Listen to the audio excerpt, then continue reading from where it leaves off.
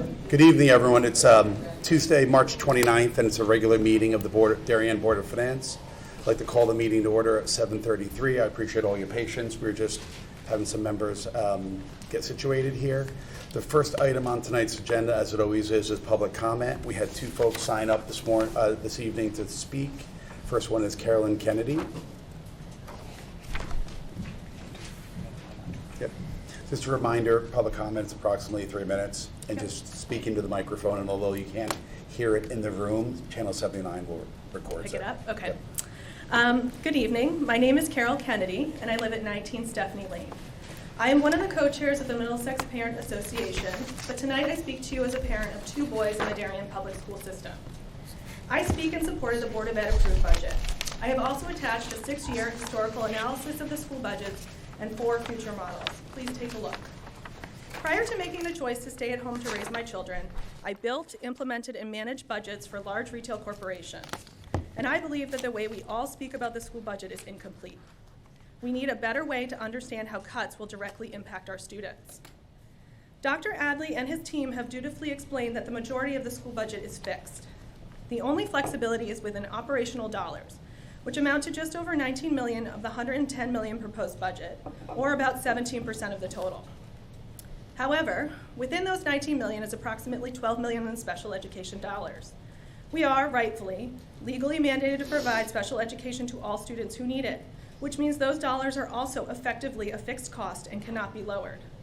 This means we have only $7 million, or 6.3% of the total, that are flexible in the 22-23 Darien school budget. I like to call these $7 million general education dollars because these are the dollars that go directly to each and every one of our students. These are the dollars that pay for curriculum, technology, music, art, libraries, and more. These are the dollars that will be impacted if you, the Board of Finance, choose to make a cut to the school budget because they are the only place the Board of Ed will be able to make changes to meet your cuts. I personally believe that the way we need to discuss the impact of any cut is to look at average general education dollars per student, which have been consistent over the past 6 years with an average of approximately $1,444 per student. At the beginning of the budget cycle, guidance was issued that the school budget should not exceed 2 to 2.5%. Well, how would that work in a budget with so many fixed costs? Let's take a quick look. With a school budget increase of only 2% over prior year, the average general education dollars would drop by 374, which equates to a loss of over 26%. So in other words, if we use your guidance, we end up cutting general education dollars by 26%. I don't know about you, but as a parent and taxpayer in this town, I do not accept any drop to the dollars that will go to my students, let alone a double-digit decrease.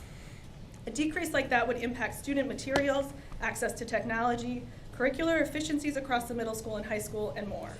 It is important to note that what the Board of Ed has proposed is a modest 4.6% increase to general education dollars in an environment where inflation is much higher than that. Dr. Adley and the Board of Ed have presented you with a school budget that covers their needs without padding. In fact, the Board of Ed already cut about $250,000. I urge you not to cut further. Our town value is directly linked to the success of our school system. I ask you to please protect our schools. Thank you for your time. Thank you. Next up is Amy Zerbe.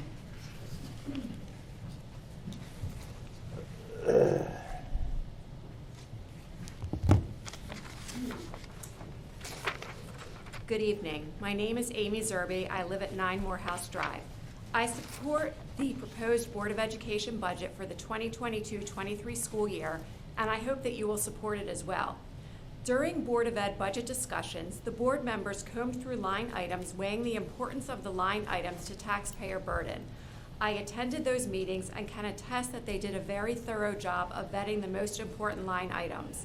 If you are considering a cut to the school budget, which I do not support, please take into consideration that a cut to the budget could have a meaningfully negative impact on our students with only an immaterial benefit to town residents. And I think that is a bad trade-off when it comes to our children's education. Please support the proposed Board of Ed budget. Thank you. Thank you very much. Is there anyone else in the room that hasn't signed up that would like to speak? Yeah, thank you. Okay. If you could just state your name for the record. I know the drill. Hi, I'm Lorene Bora. I live at 38 near Water Lane. I'm the chair of the Parks and Recreation Commission. I'm also a former member of the Board of Finance, having served with Murray Stegelman and Liz Mao, so understand what you do. I'm here this evening on behalf of the Parks and Recreation Commission and ask that you support the Parks and Recreations Department fiscal 23 budget without further reduction. During the pandemic, as usage of our town parks skyrocketed, the Commission drafted and adopted standards of care to serve as the guiding principles for our work. The Standards of Care document, a copy of which I will leave with you, states, "The Commission strives to maintain Darien's parks and recreation facilities in a high, uniform standard. Utilizing the developed standards in conducting our annual parks tour in October, as well as individual Commission member and RTM Parks and Rec Committee members' personal visits, we set out to quantify and rank how the parks currently stack up against the established standards. While the first round found that many of our parks overall meet the standards of care, areas of concern were identified. The parks that were identified which need work or significant work were Cherry Lawn, both the natural areas including the pond and the gazebo, the McGuan Playground, and Pear Tree Point Beach, both its natural and landscaped areas, the tree canopy, and the building itself. The proposed operating budget includes funding to address both enhancing the visual appeal of our parks and a growing threat to our parks' habitat, invasive species. The concern over the invasive species taking over some of our parklands is significant enough that the Commission has formed a committee to develop both short and long-range plans to address it. Invasives refer to plants, insects, and pathogens that are not native to our area. As these species establish and spread, they are replacing native plants and altering our natural habitat, often with disastrous consequence for the plants and animals that depend on them. Habitats are being damaged and sometimes completely destroyed. Several tours of Cherry Lawn Park, including as recently as this past Saturday with subject matter experts, have identified numerous invasive species that will threaten the environment of the park, and to put it bluntly, they're starting to kill our trees. If not soon addressed, they must soon be addressed. I'll provide you with a few pictures as well as a description of some of the identified invasive species provided to us by Laura Mosier, a Yukon Master Gardener, Darien resident, and former RTM member who has graciously agreed to serve on this committee. The funding to begin addressing this problem is crucial, and I expect this will become an annual request. I'd also like to make note of the Commission's disappointment. The requested funding for painting the Weed Beach concession and paddle buildings was deferred from this year's coming budget. The winter months have really taken a toll on the building's exteriors, and we are concerned that exposing shingles to the harsh seaside elements for yet another year will cause further damage to the buildings. Simply put, the condition and appearance of the buildings do not meet our standards of care. I'll provide you with pictures and would really welcome the opportunity to meet any or all of you down at Weed Beach to take a look at it with me. And in fact, in future years, we would really welcome you to join us on our annual parks tours to really get a good sense of what we're looking at and what we're thinking about firsthand. The RTM Parks and Rec Committee members join us, and it's turned out to be a really great annual event. Meanwhile, we will work with the town staff to see if there's any way to find alternate funding for the painting. The Commission is very appreciative that our parks will be the beneficiary of significant ARPA funding, and we commit to using the funds thoughtfully. We are in the process of establishing a playground committee with representation from each elementary school to develop a comprehensive plan for our inventory of playgrounds. During the last 2 years, Darien parks have been rediscovered by our residents. With over 400 new apartments coming online in the next few years, the Commission expects that demand on the parks will be greater than ever. We are incredibly grateful for the hard work of our parks crew, as well as many community volunteers, including the Friends groups, that do the physical work to take care of our parks. I hope that we can count on the Board of Finance to support the department with the funding needed to both maintain our parks and provide diverse and exceptional programming to our residents. Thank you. And I will leave you with some pictures. Okay. Thank you. Is that it? That's it. I will say on your point about the tours, I think it's well taken. Most of our board, as well as some of the RTM, all for the first time in many years, did a firehouse tour to see all 3 other firehouses plus the training facility at the transfer station. It was very helpful. So Great. I do think it might be a good idea for us to join it. You know. Thanks.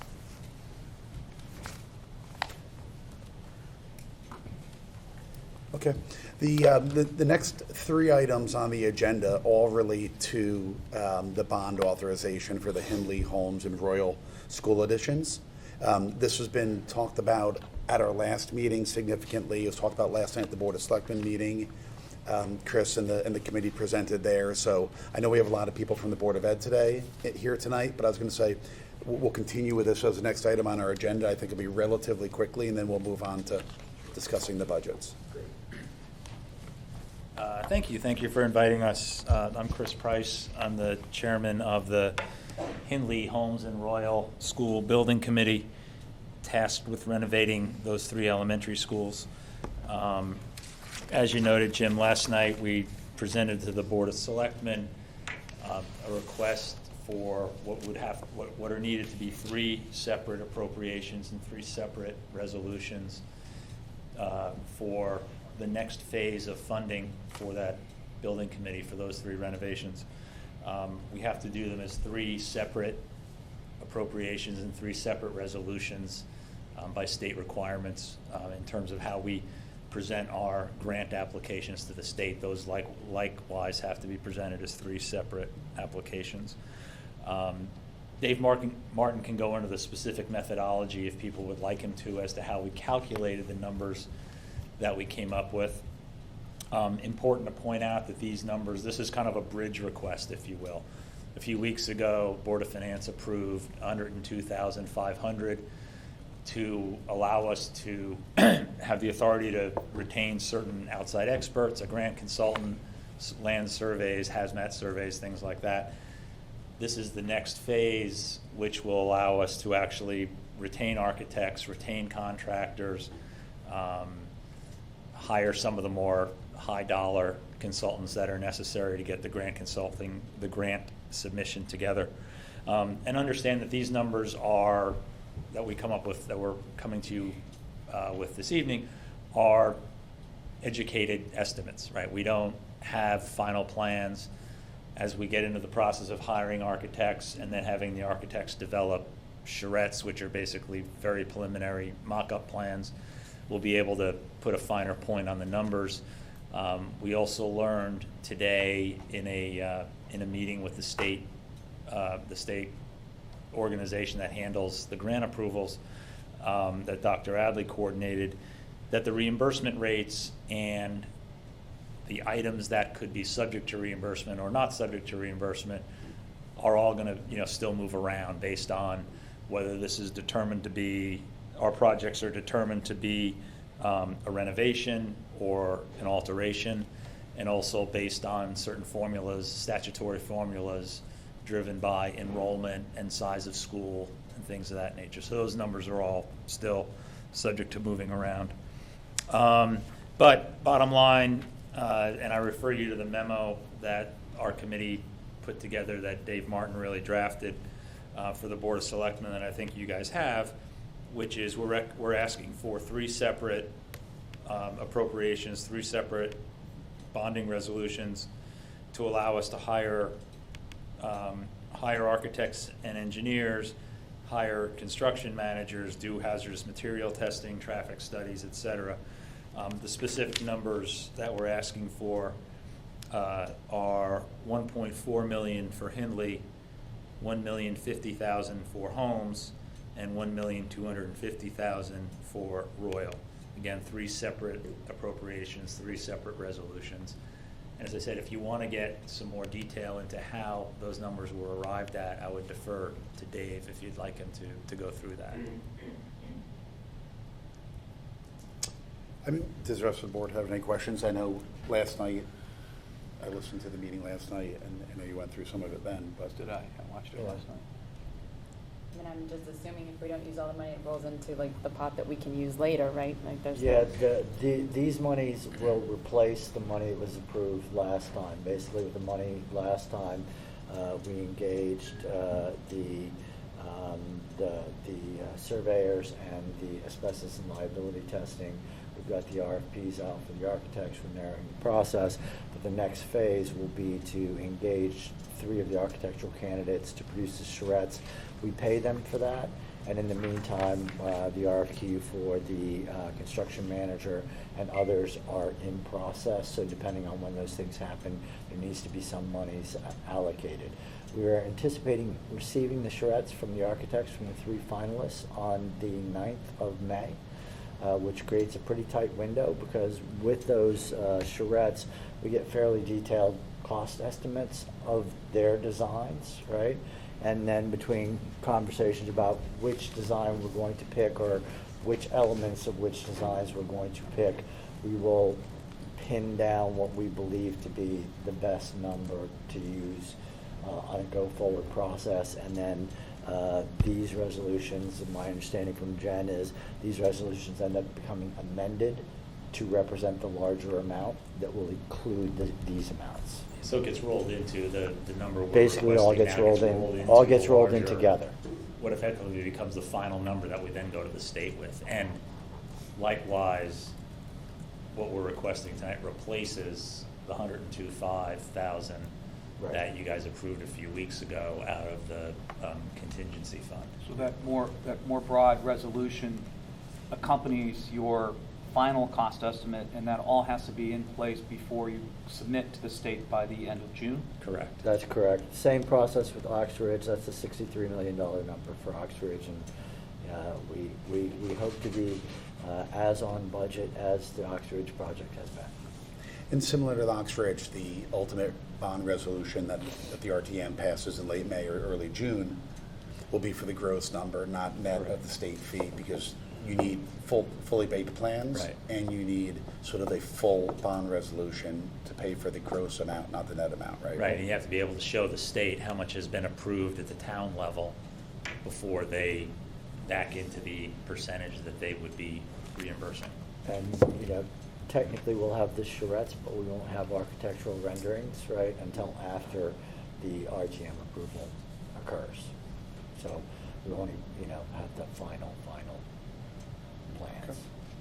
And then as a matter of process, assuming you all approve what we're requesting tonight, we then go to the RTM Rules Committee on the 4th of April to get these appropriations and resolution proposals on the RTM board for the 18th, which is, I think, their next meeting for approval. Got it. So that step of going for the smaller appropriation is sort of necessary because this is more money than we have in our capital contingency account?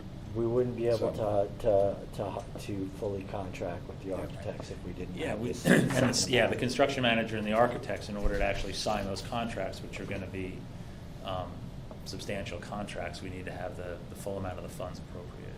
Okay. It's not a matter of just amending the other resolution, because it's coming from a different place, or? Well, coming from a different place. I don't think the 102.5 was actually a resolution. That was more approval by the Just, board out of yeah. your capital contingency Right. fund. So, And so this gets it in place before we actually receive any invoices to make any payments. The 102 on that. jump-started this process. This effectively jump-started the larger sort of $72 million. And then I believe the request. 102.5 goes back into your capital contingency fund, so coming from a different place. Okay. Well, I don't have any questions. no.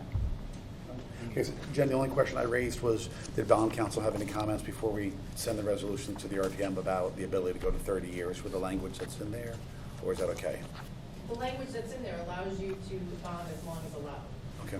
And because school projects are allowed to go 30 years, the language that's in there allows you to do that if you choose when we go to issue. Okay. Okay, well, we could do a three, or we could just do one motion can we do one motion to approve all three I resolutions? would do all three I separately. think last night the Board of Selectmen did Okay. 3 separate motions. Okay, so can I have a motion?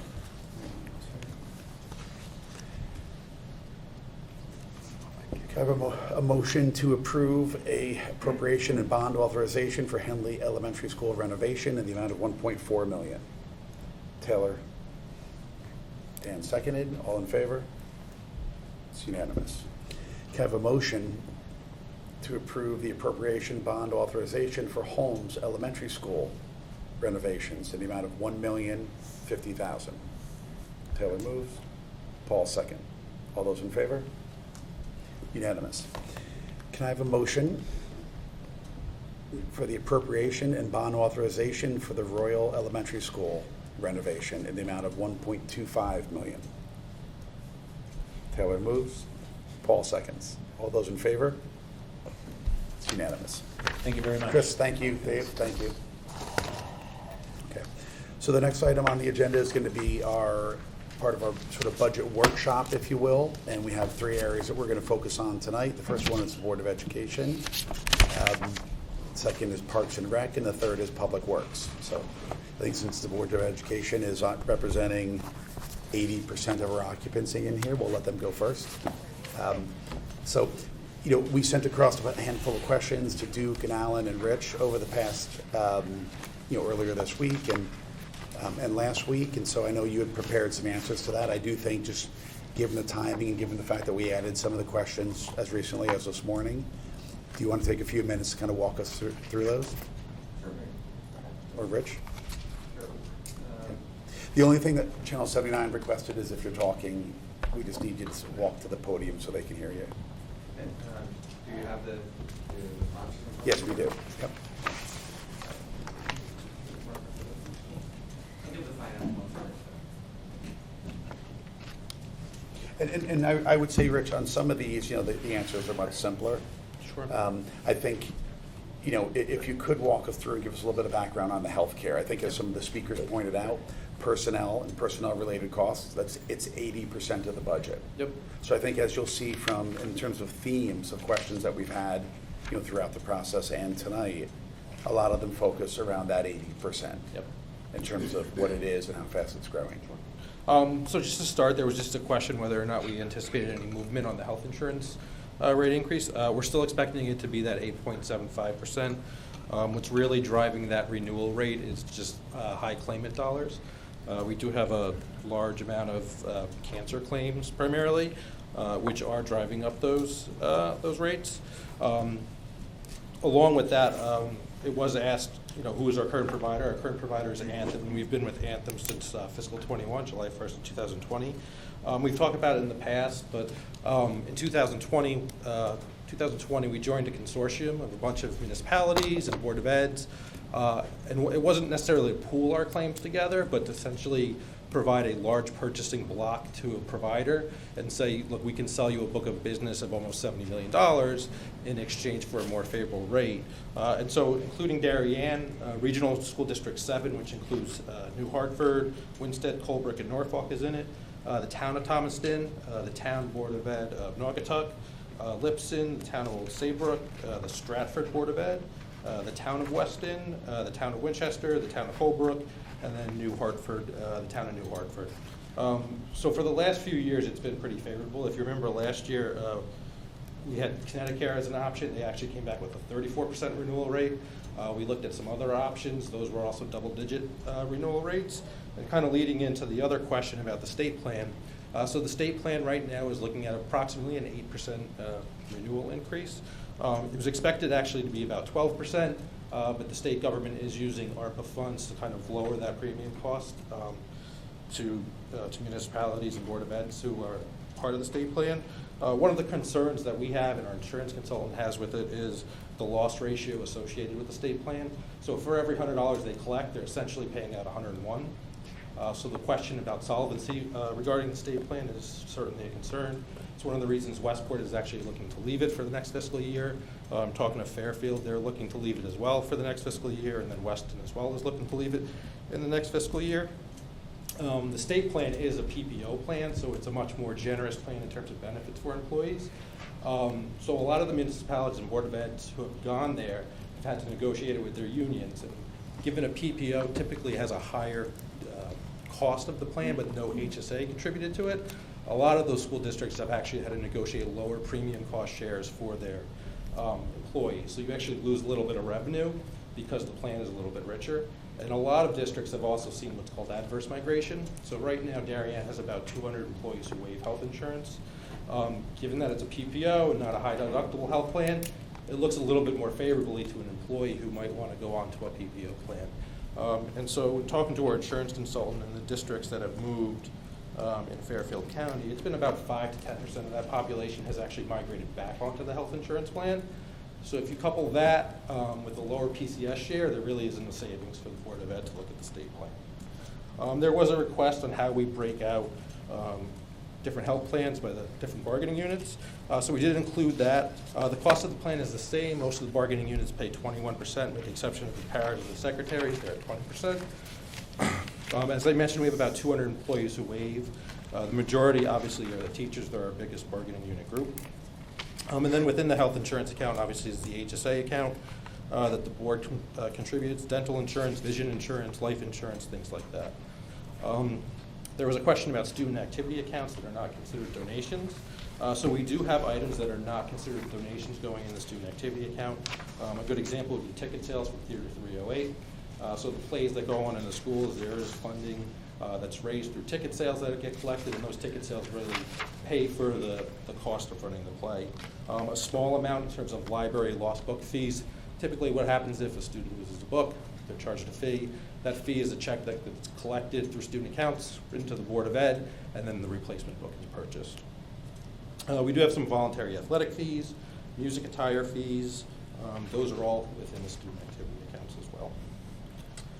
Rich, on the student activity account, things such as ticket sales for theater versus the cost to run those, are any of these significantly net positive, like Sure. what you collect for lost books versus what you pay to replace them, or what you collect for the music attire versus what you pay for the uniforms? So for the library books, we probably collect less than $1,000 across the district as a whole, and we spend pretty much close to $1,000. It's usually a wash. We do have a policy that we sweep the accounts at the end of the year, so that small amount of money could, maybe be $20, $30 a school. In terms of ticket sales, it depends on how well they're attended, but for the most part, it's typically a wash. They might end up, positive 1,000 here or there, and then it gets reinvested, whether it's in like set construction or costumes, things like that. But there really isn't a lot of money that sits in those accounts. It's not one of the ones that we typically sweep a lot out of. And then the music attire fee, they pretty much know what they're going to have to charge for, whether it's a tuxedo or a gown or something like that. So again, there really isn't a huge spread there as well. Okay. So were the biggest sort of contributors really the gate receipts Sure. and the parking revenues, because the costs of those were really borne inside the budget, and the revenues were going, or a portion of the revenues? So for the most part, in the past, gate receipts have been collected in the student activity account, and it's been one of the primary areas that we actually sweep the money and it goes into the district account. So there is a recommendation in next year's budget to put the gate receipts in the Board of Ed's budget. Typically, you'll see in a lot of communities, whether it's New Canaan, Ridgefield, Weston, Wilton, usually you see like a contra account, so you see that revenue account hit.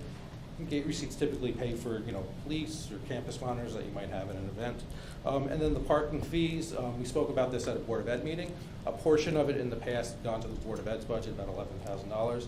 And then another portion of it was used to essentially fund like senior events, like a senior day or things like that.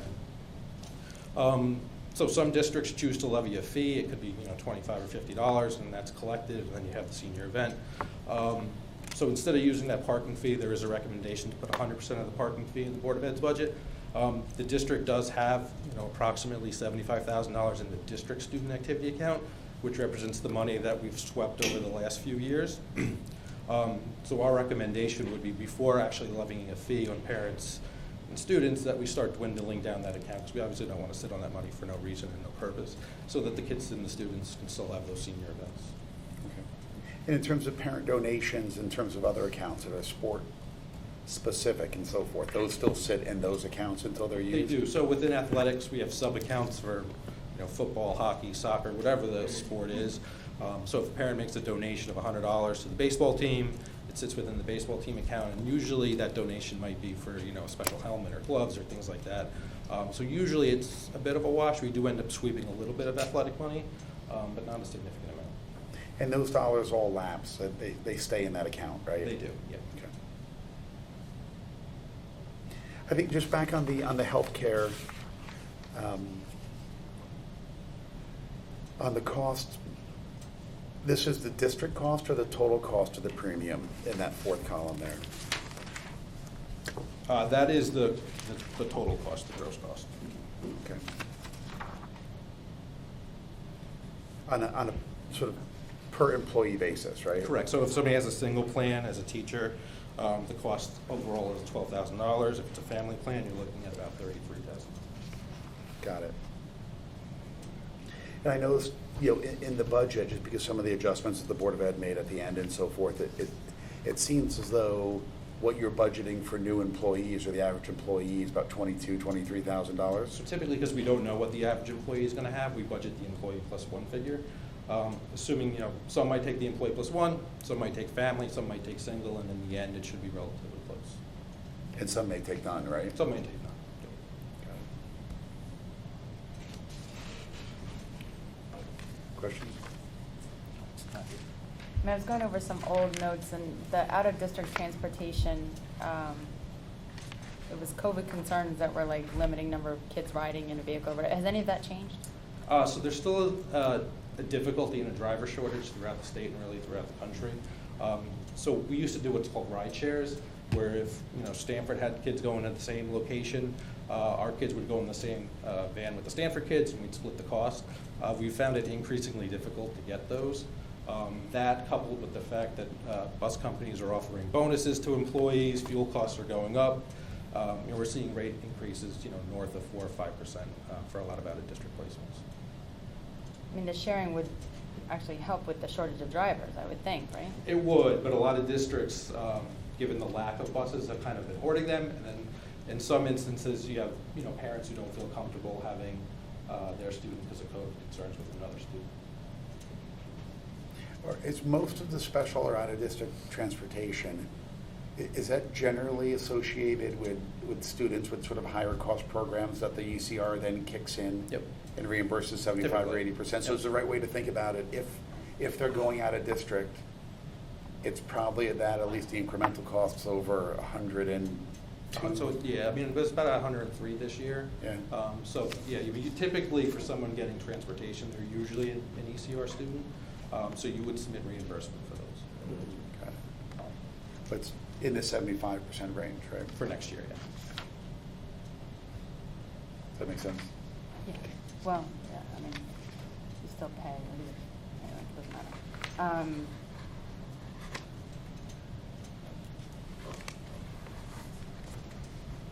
matter. Just kind of continuing through some of these questions. I know one of the questions we had were there any items in this budget that you felt like if you don't order them until 10 days after the RTM vote, sort of late in the season, are you at risk of actually being able to acquire those assets to use come late August? So I think the biggest concern are probably the ones in the capital budget, the 3 trucks, so the Suburban and then 2 of the facility trucks. So if you recall, back in September, there was an appropriation to replace some of the flood trucks. We've only actually gotten 1 of the 3 trucks. We're still waiting on production for the other 2. So receiving the trucks is probably going to be the biggest concern. The one that would affect negatively the operating budget would be the Suburban. And so if you could order that today, I mean, is that something that, given that you haven't received the other 2 trucks yet that we approved 6 months ago, 5 months ago, when do you actually expect to receive that truck? I mean, are we already looking at it? So originally we were hoping in March. We got the first one actually a couple weeks ago. We're hoping the other ones will be maybe May or June, but no guarantees, they've said. We were quite lucky to get the 3rd Suburban that was in the budget for fiscal '22. But even that, we placed the order, I think, in July. We didn't get it until about Thanksgiving. Okay. Any questions? We discussed the healthcare consortium, not consortium, but committee that you suggested. Like, has that been discussed at all? Or looking at it? Yeah, I mean, I think one of the things I sent an email to both to Duke and Monica about setting up really as soon as possible, I think, just given the sheer increases in the costs there, about setting up some type of committee between the Board of Ed and the Board of Selectmen and staff to begin to look at other options, including whether it's a consortium, whether it's self-insuring against some level of loss, just given that we have AAA rating, we have solid reserves and so forth. I think given like just the sheer increase of both in the town and the Board of Ed side, and I appreciate that you're doing a lot of things to try to to work on it, but I do think it's increasing at a rate that's fast enough. If you look at just the increases in the grant list this year, above and beyond the normal swimming pools and additions, just the tax revenue from some of the big developments, you'll see that will begin to come into the budget, into the grant list this year.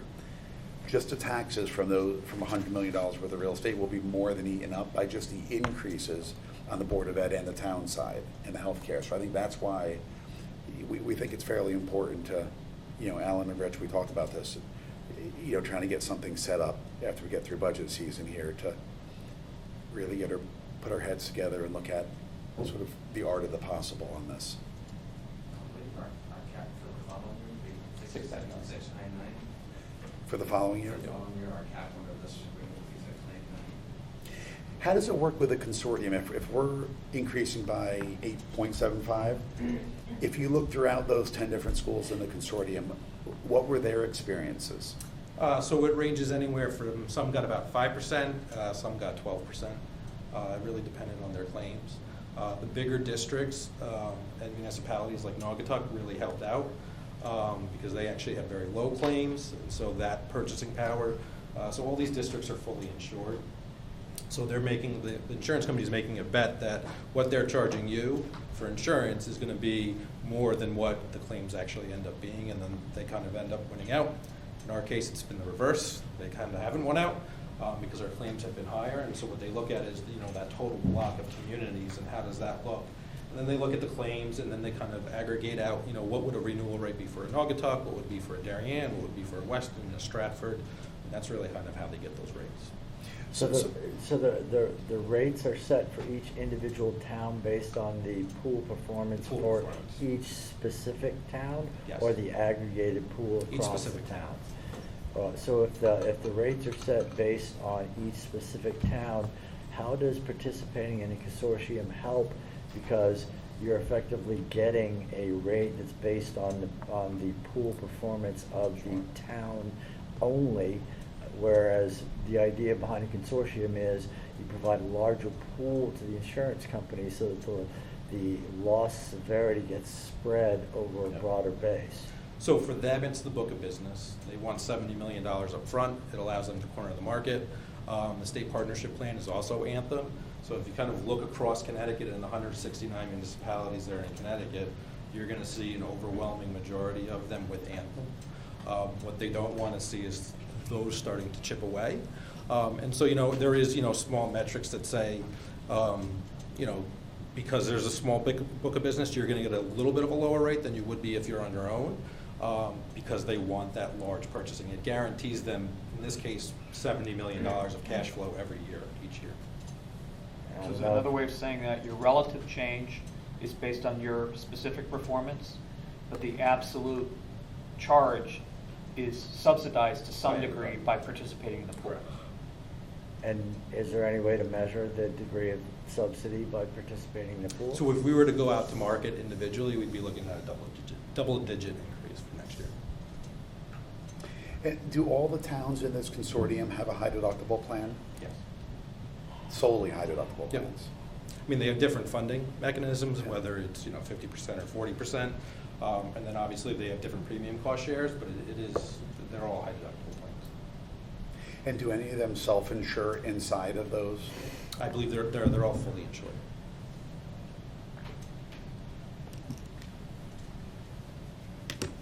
Rich, with respect to excess cost, how many move-ins occurred during the summer that resulted in students being in excess of the ECR So threshold? for this year, we had 6.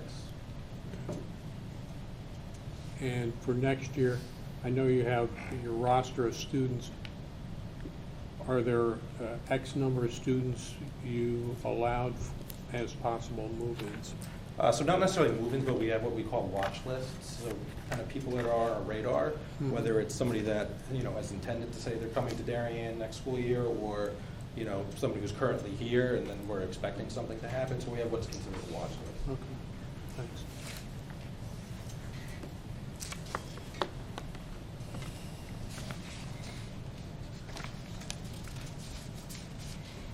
And in terms of our systems and so forth, I know there's a lot of time and energy and money invested in those over time. In terms of tracking and reporting, you know, every dollar. Yep, so every dollar, everything gets stamped with, you know, an excess cost eligible student. We have everybody on the list, and even if we think they're gonna come close, you know, we'll track them just in case we can submit. Obviously, the kids we can submit, we track, and then we have the chance to update it again for the March 1st submission. So we pick up everything from whether it's salaries to salary and benefits to staff, related services, whether it's, you know, speech, PT, OT, transportation, if it's an out-of-district placement, the tuition, if there's a parent associated with the student, if there's software associated with the student, you know, any cost associated with that student that we can submit for. And in terms of the audit that they do every year, has, you know, I noticed, I mean, there are small amounts, I know, that sort of flow back through our end of year. Is it Yes, ECS yep. grant? So typically what happens is you make that submission for March 1st, and your March 1st is your, you have your actuals, and then you have what you're assuming is gonna happen from March 1st to the end of the year. So obviously some things can change between March 1st and June 30th. And so then when you kind of have that chance to update and everything gets audited, you typically have some small minor adjustment. It could be maybe a student didn't attend all the days that they were supposed to attend, maybe they left, maybe they got a little bit more services, some less services. And so then there's an excess cost adjustment that gets tied to the ECS payment in the following year. I think those, Jen, those have been relatively small, I feel like in the $20,000 to $30,000 range. I would say like 40 to 50, plus or minus. Sometimes we get additions, occasionally there's a subtraction.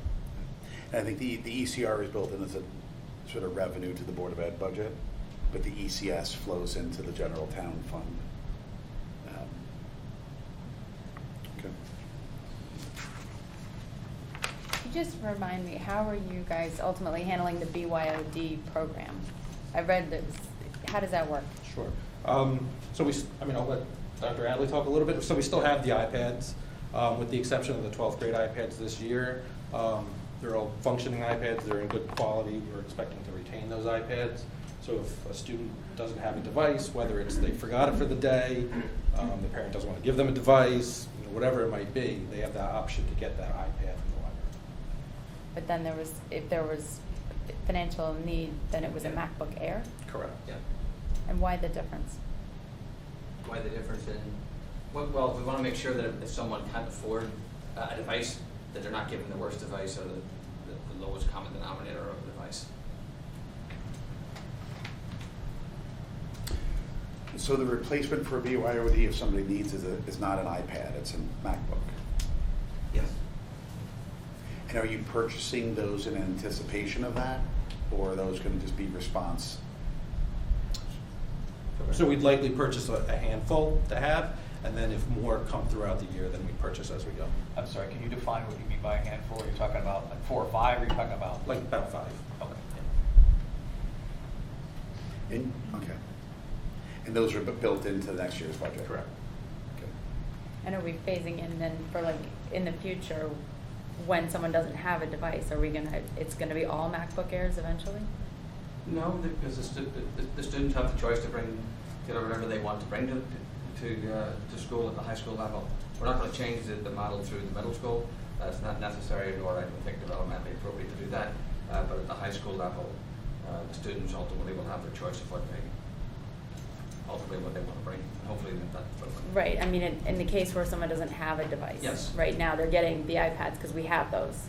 But in the future, we're gonna be stocking like backups as MacBook Airs instead of.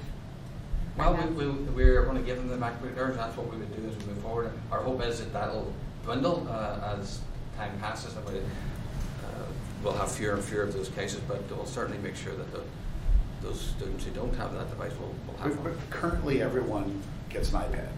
Correct. So this At the high school, yes. Everyone gets Yes. an iPad. Next year, when it's BYOD, if they don't have a device, they can come to you and you could provide them.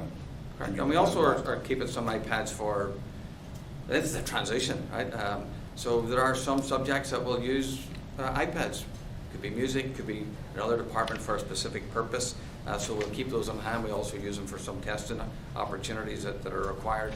So we're not completely throwing the baby out with the bathwater in terms of certainly utilizing those resources. We're going to make good use of those resources that we have. And I would say that I'm just wondering if there's a change in policy as we go forward, since we're shifting now, like, are we gonna keep going with that? Because these are obviously gonna age out, the ones that we have. Which ones? The iPads that we have. Yes, yeah.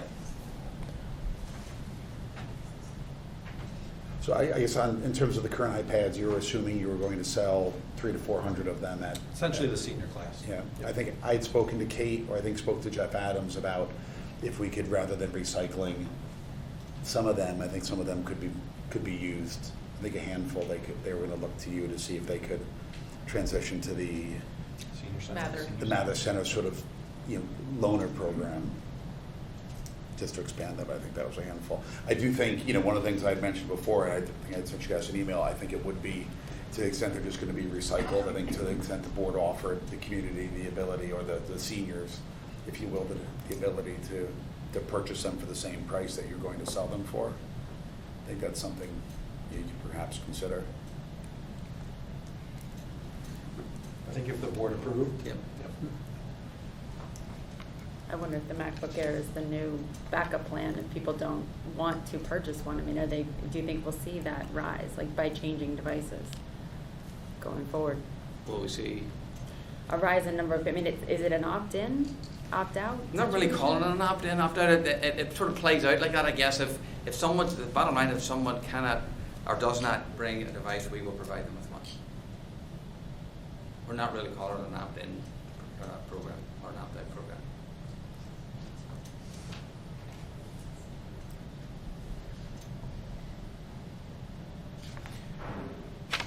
Budget control, that was lowered, I think, during the Board of Ed deliberations from 3 to 2. Correct. So we do have 2 in the budget. We do have 3 elementary sections within 3 students of tipping. We have Royle kindergarten tokening first and Holmes third. So it has been the practice of the board to budget in flexibility for those class sections that are close to tipping within 3 or 4. So that is how the budget is built.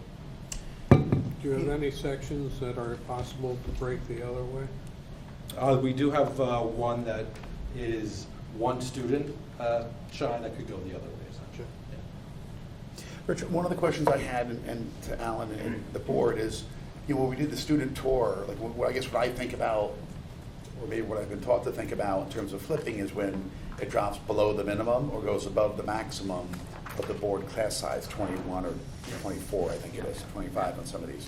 But just going through the tour of these schools, it was mentioned or became apparent that some of these classrooms you just can't fit the maximum in.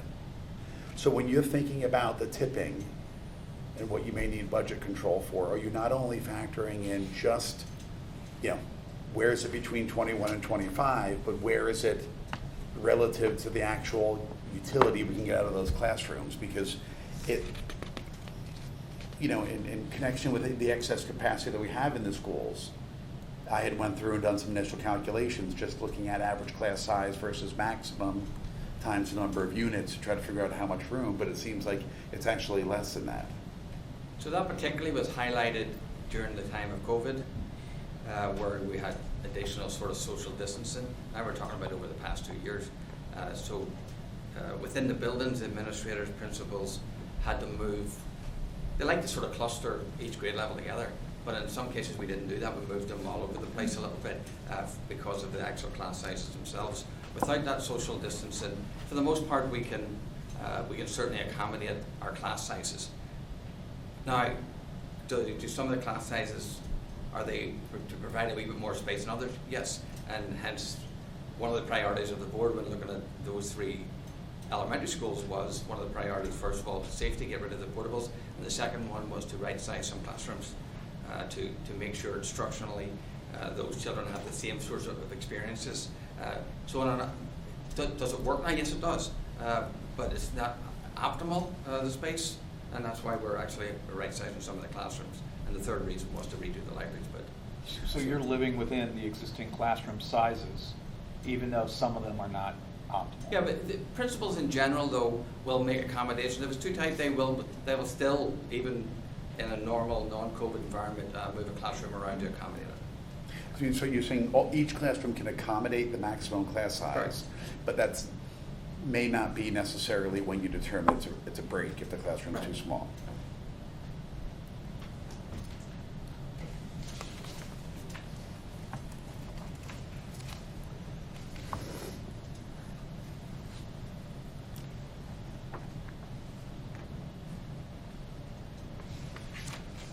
In terms of the detail on the salary increases, I appreciate you kind of putting together this graphic. It was actually, I thought it was quite helpful. You know, it actually shows that the largest portion of at least teachers are receiving between 4 to 5%.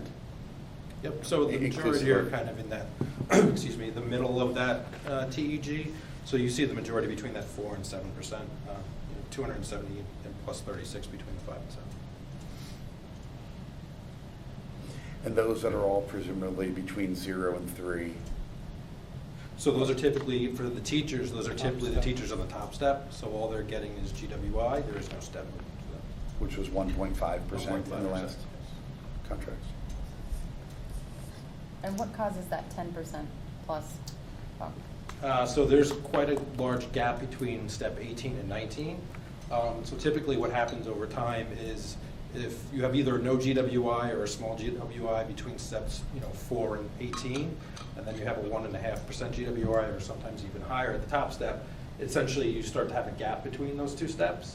And that's how you end up getting a 10%, relatively 10% raise between going to 18 and 19 because you're getting the GWI plus the step. What's GWI? General wage increase. General wage increase. Thank you. GWI. That's the amount of sort of one step if you were to hold step constant for year over year.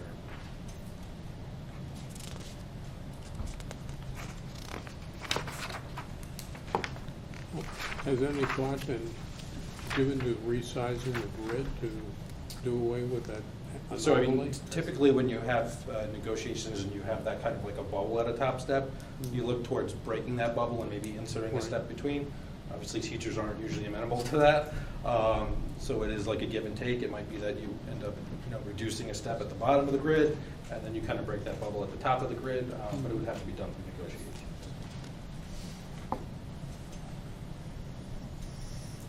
Okay. And can you talk a little bit about turnover? I mean, you've been fairly consistent in terms of how you've been estimating. I know this past year there were. We did have 54, which is rather large. We had about 30 that kind of fit the normal turnover, where we actually saw, roughly like $20,000 of savings between the person who left and the person who was hired.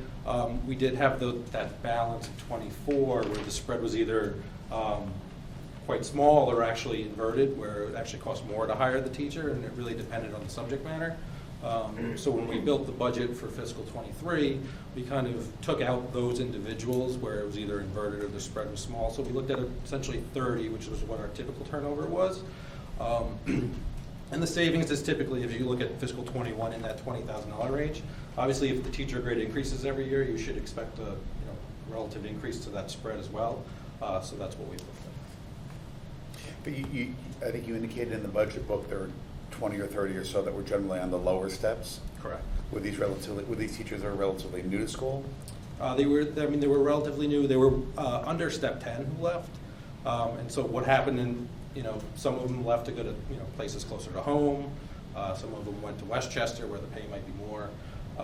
So in those instances, and depending on the subject matter, it might be that we lost a teacher at, let's say, Master Step 8, and we ended up hiring a teacher at Master Step 12. So those were kind of like those 24 that we put aside that were kind of out of the normal realm of turnover. Have we seen, I forget now, have we ever seen like a comprehensive over time study of, number of teachers that have left, average change in salary and all that? Just to know, I mean, I'm curious, like how random is it? Or are there trends? Like, is that a report we could get on an annual basis to kind of start to feel what you feel? So I've only been tracking it since I've been here. And I would say, Darien's typically been in that, 25 to 30-ish range. I think we did see more people leave this year because people were burnt out and didn't want to teach anymore, given the circumstances of the previous year. I think a lot of people valued being closer to home, given what happened. So we definitely saw a spike in the number of teachers that left. I would say in the last, 3 years or so, we've really been in that, 25 to 30 range. And on a percentage basis, there's 470, 480? There's about 488 teachers. That's a characteristic that's happened around the nation, locally, but also around the nation in terms of people making professional decisions, and then compounded with perhaps some, they could travel. A lot of our staff travel as well, so all of those factors are also competitive factors. I talk to my colleagues. Everybody's short of staff, all over the place. But I think that applies to a dishwasher, to a teacher, to someone else. It's a sort of an indication of kind of where the economy is right now. But we have the traditional March track shows. We have the traditional reasons that challenge people. We live next to New York, so they attract also. So we have that, and then you have on top of it COVID. You got sort of a perfect storm, so to speak. As a percentage, how many are retirements versus how many are resignations? I'd probably have to look that up to give you an accurate number. I'd probably say, a third is probably just resignations, and the other 2/3 are retirements. Is that something we could get a report on a go-forward basis to know, kind of if we are, if we're going to hear during a contract negotiation that we're not competitive, right? It would be good to have that data to know how many people left for another district versus how many retired. Yep. So we'll know when somebody's going to start collecting on TRB, so that means they're retiring. Whether or not they'd share where they're going, I'll probably defer that. I think I'd like probably a further discussion about that in terms of respectfully for the purpose of it or otherwise, because of contract negotiation. I don't want to speak out of contract negotiation, even anything tonight, to be honest with you. But I'm certainly happy to have the discussion about the request. Well, there's a question I have, and wondering if you could sort of here's a little bit of discussion on one of the. I think this year was a great example. I mean, every year there's new programs that are proposed, right? Whether it's a language, whether it's a idea program, sport. There's always sort of new programs percolating through it. I think in this year we saw you look at least one program, the one-on-one device, where you decided to change that, and there were savings associated with that. We're just, we're buying 400 less units. One of the things I guess I would like to see, just as we look at the overall budget, 80% of it is teachers, or I should say staff and benefits. So it's price times quantity, right? That we have some type of control over, and then we have the concept of benefits, which are about 18 of that 80% that we're really a price taker on. And so I think as one of the speakers talked about, that doesn't leave a lot of other cash to look at sort of new programs and other things that are not employee related.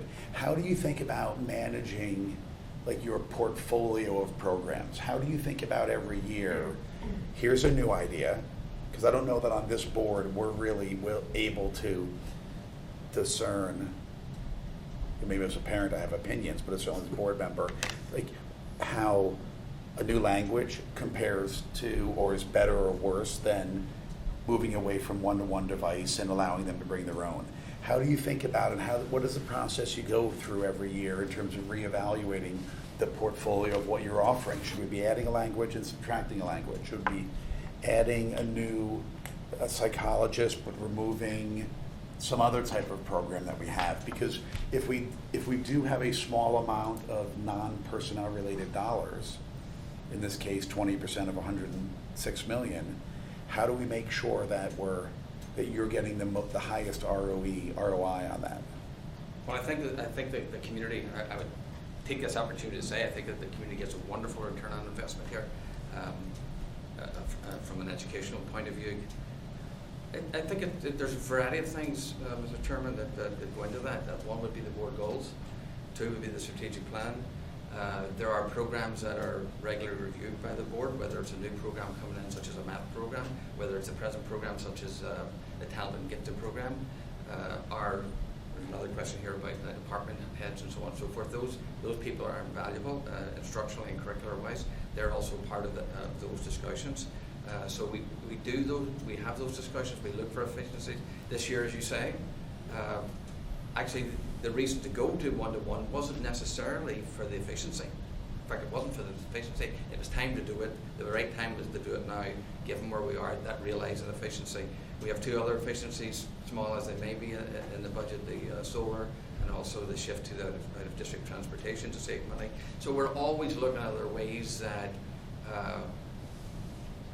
are reasonable ways to realize some efficiencies as we go forward. Some of those are from the strategic point of view. I've mentioned the board guide documents, board requests. Others are administrative in nature. So the budget process really, at this point, is really nearly a full year process. It starts right away in September. We've moved that process up earlier and earlier, in many cases, to look at programs. And we also look at the personnel.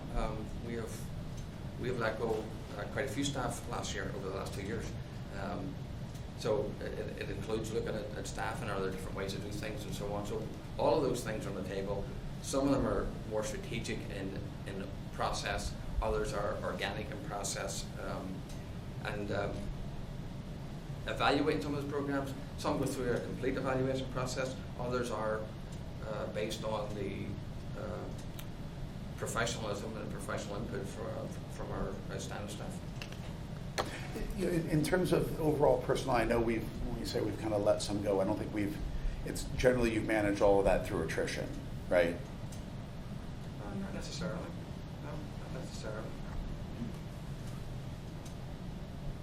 Or reassignment, no?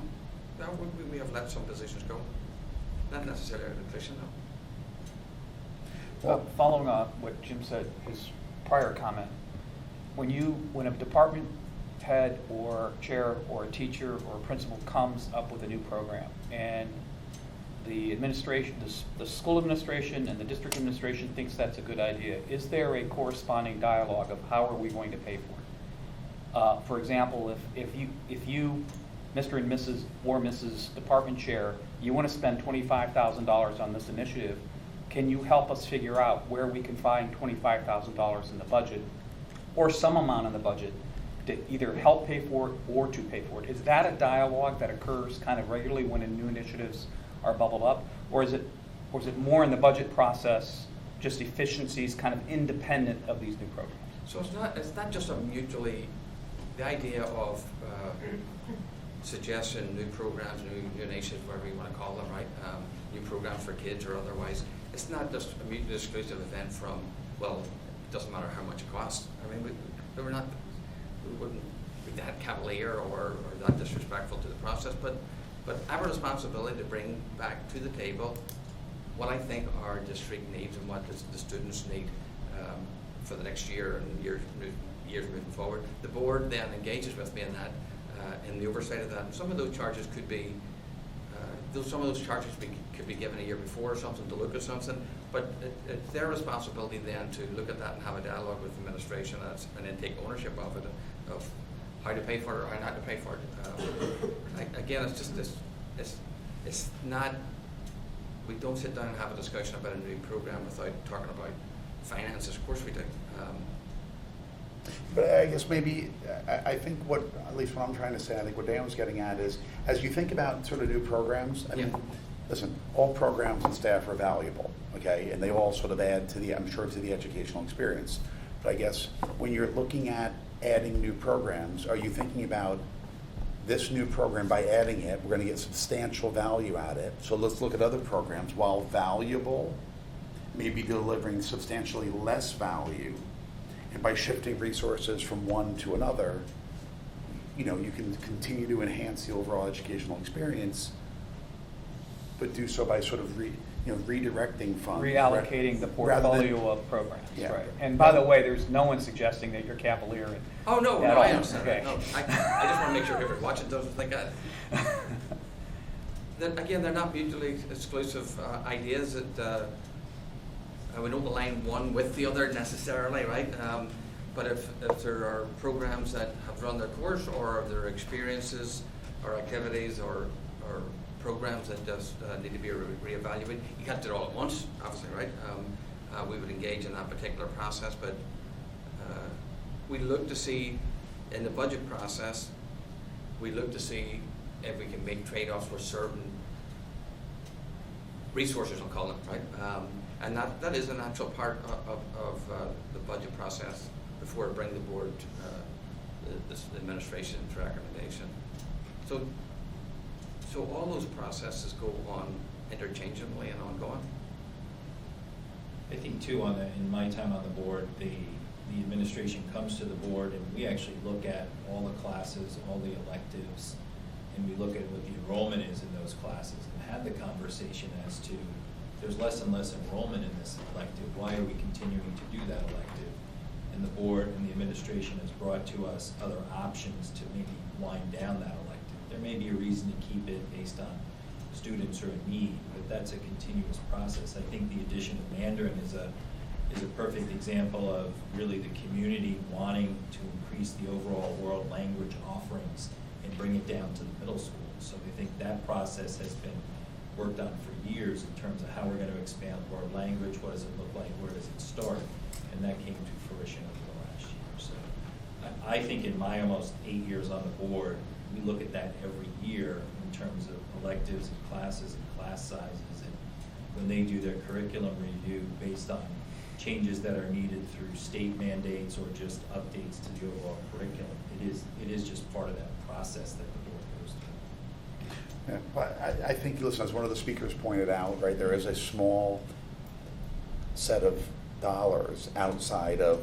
personnel cost. Our personnel is very valuable, but I think we need to, it's incumbent on both sides. On the town side, as we're thinking about services, whether it's Parks and Rec or other things, and on the Board of Ed side, I think to continue to make sure we're always redirecting funds to the best, to the best programs. I'm actually a little bit less concerned with the programming. I mean, I'm glad to hear that you're reviewing it for enrollment and need. I mean, as the world evolves, I think it's great that we're adding opportunities like this, like Mandarin. Certainly if, something has, like you said, grown out of its need, then we should be reviewing that. I'm glad we are to get rid of it. But I think it's more challenging on the personnel side because it is such a big part of the budget and because we are adding so many heads this year. Like, it is harder to manage the effect or to measure the effectiveness maybe of some of these, management style insertions of department chairs or new vice principals. I mean, how actively are we reviewing the efficacy of those additions to the budget? Because it's far more money than any of the programs we're funding. So I can say to you, for instance, the assistant principals that we added have been invaluable, both in the special education arena and also in the regular education arena. I think you talk to our parents who are involved with these people, they would speak to that. And the department chairs themselves, look, they're involved in everything from instruction, curriculum development, evaluation and supervision of staff, and they also work with all the constituents. They work with the teachers, they work with the students, and they also work with our parent populations.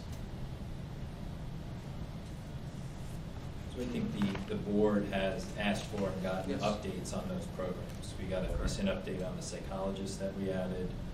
Alan has, and Chris has briefed us on assistant principals. We've asked for more detailed overviews of the programs, and the department chairs also. There's nothing to say that the board won't do a full look at those programs in the future. It's always open for discussion if someone brings it up and wants to be a topic. But I think what you have to understand too is there is a process that we went through to come up with the department chairs, and it was vetted thoroughly at the board level, the reasons why and the outcomes and all that type of stuff. So it's not to say it shouldn't be and isn't reviewed on a regular basis. We can decide what that regular basis is, and if the administration brings a thought to us that it is or it isn't working or there changes might have to be made, the administration does that. Well, yeah, I think it's, listen, I think you guys have obviously looked at a lot of the programs like the assistant principals, like the department heads. Even at the cafeteria, looked at new ways of sort of redesigning and delivering those services to do it more efficiently, right? And Right. I sort of applaud, and I think so do the 500 kids that are in line at the pavilion every game. I applaud sort of the food service program there. But I think there's only a certain amount of dollars, and while I think we can, there's always room for debate in terms of whether it's prudent for budgets, just town-wide, to go up by 2% or 3% or 4%. We can always sort of have that debate, and I think it's probably a little bit more art than it is science. And it's part driven by what's going on in that one year, what's going on with the grand list, and a lot of other things. So it's never just what you're spending by itself, it's what's happening on the revenue side.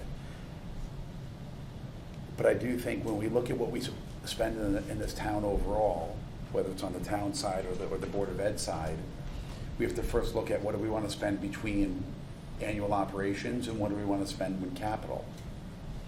And for instance, this year, I mean, we're spending significant amounts. We're just finishing up or close to finishing up a $60 million elementary school, and we're about to embark on 3 more renovations. And on the town side, we've acquired open space. We have a great senior center. We have, when we decide on how much money we're going to spend every year, we have to decide to allocate that between capital and operations. When we decide to spend the portion we spend on operations, again, whether it's town or the Board of Ed side, you need to sort of decide what are we going to pay to do what we did last year, and then what are we going to pay to sort of develop something new, a new program that is, no doubt valuable, but new programs will generally cost more money. So I think we need to think about, as a town, both on the school and the town side, how do we sort of allocate between capital and operating? How do we allocate between sort of, keeping what we had last year and new programs that we want? And then how do we allocate between, sort of new programs, the cost of personnel, the quantity of personnel? I just think, given that, there are not unlimited funds.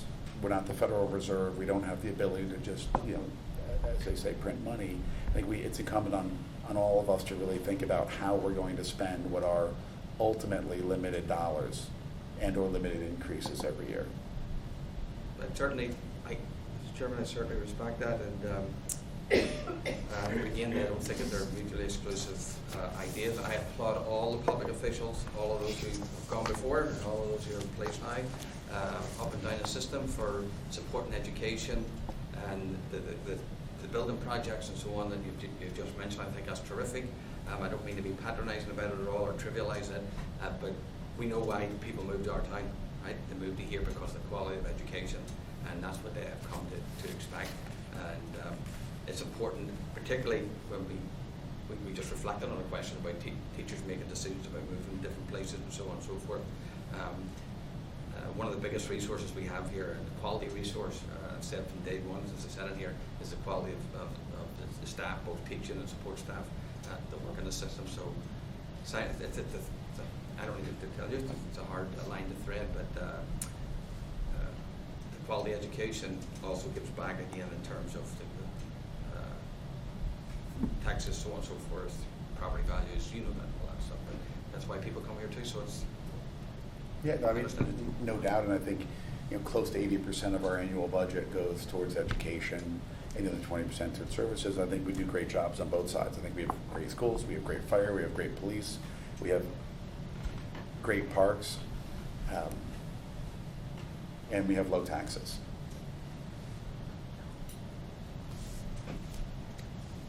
So other questions on the Board of Ed? Okay. Rich, one of the things I've asked you to keep us up on, just because we generally factor that into how we, put all the ingredients into the mixing bowl and determine the mill rate on the 5th. How are things looking with the current budget in terms of surpluses? Where do you think those could be going in terms of up, down? What are the risks around the current surplus? So the last finance committee we had, and actually the last board meeting we had, we reported just over about a $600,000 positive balance for the current fiscal year. We did budget a 67.5% reimbursement rate for ECR. While the rate's not final, we're probably expecting it to be closer to 80%. So that's going to be, $500,000 right there.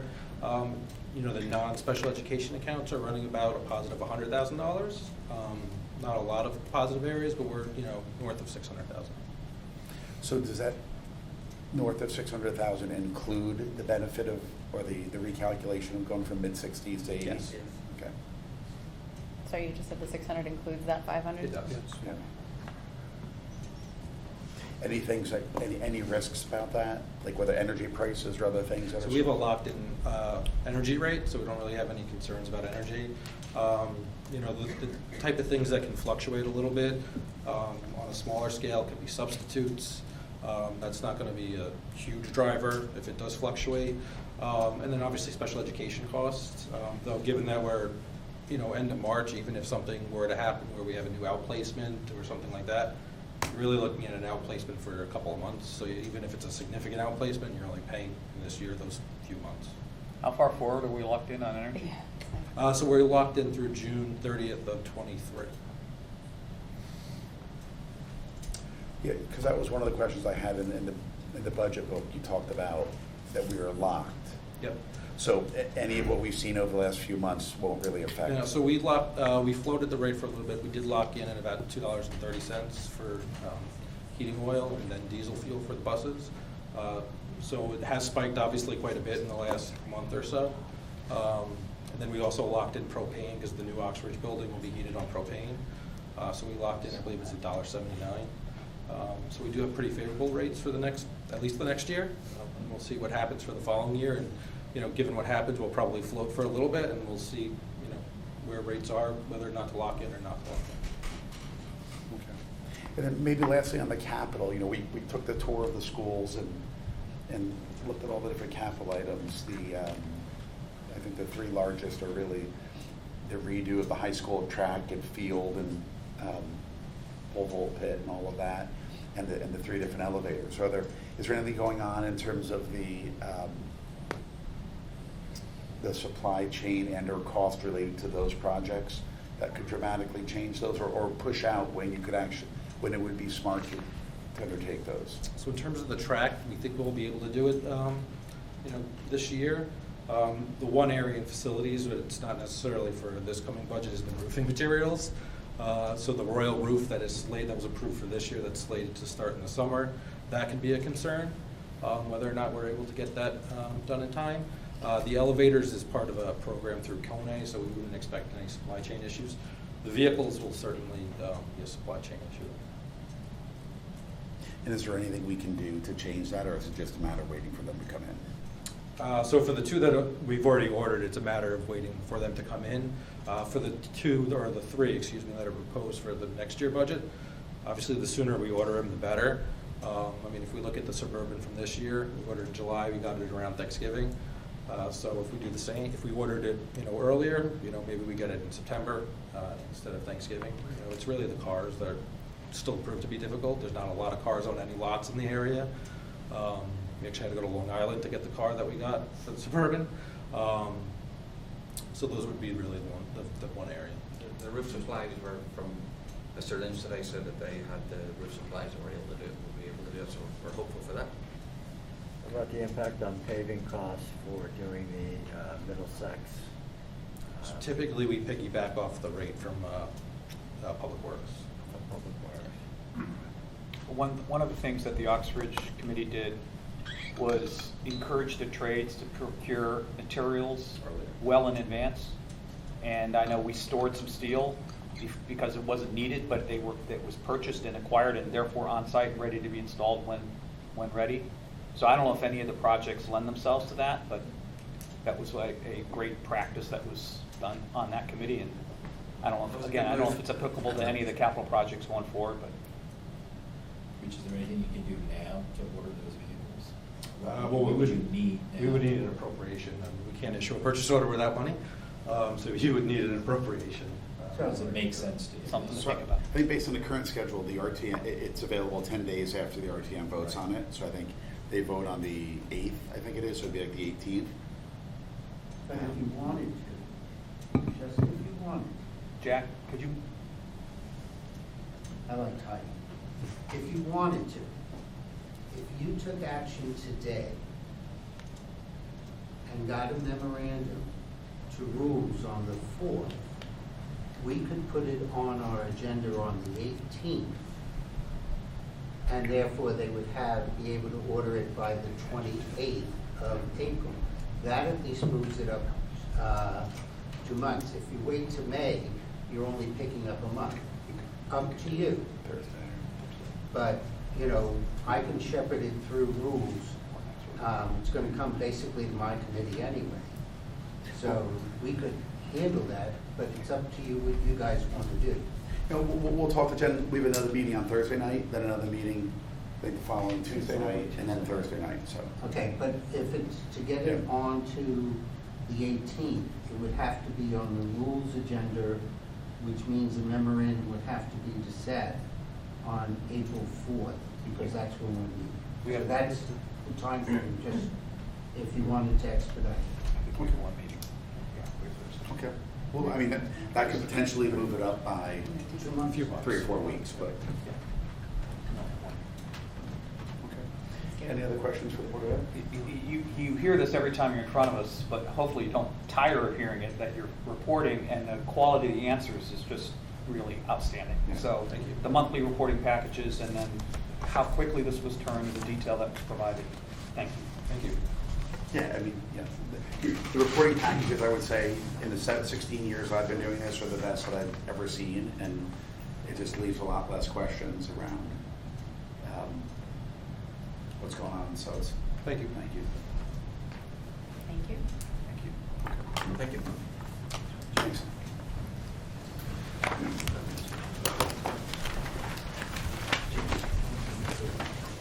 So just the next two things that we're going to talk about are Parks and Rec and Public Works, and you guys are all welcome. I don't think we're going to have further discussion on Board of Ed or questions.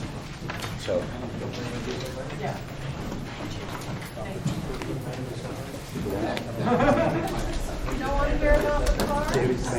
David, you're doing public works. Yeah, I got it. I did it last year with Rob. I better since Rob isn't going to be here. It's not 100% if he'll be able to be here on Thursday. It's in Boston right now. They're really working. Oh, that means I'm doing police on Thursday. I know, so I can check with him tonight. Bye, Jill. Tomorrow morning.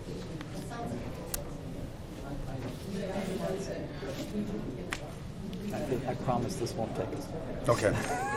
Bye, Dr. Abby. No, that was really good. That's what we needed the last couple of years. This Yeah. was a real exchange, which I don't think we've had.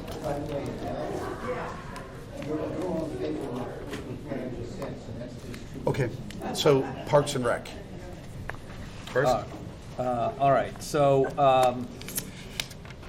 Parks and Rec expenditures are budgeted at $1.7 million for fiscal '23, which is down $425,000 from $2.1 in fiscal '22. But this is due to the establishment of the Recreational Program Fund and transition of related expenses and revenues to that account.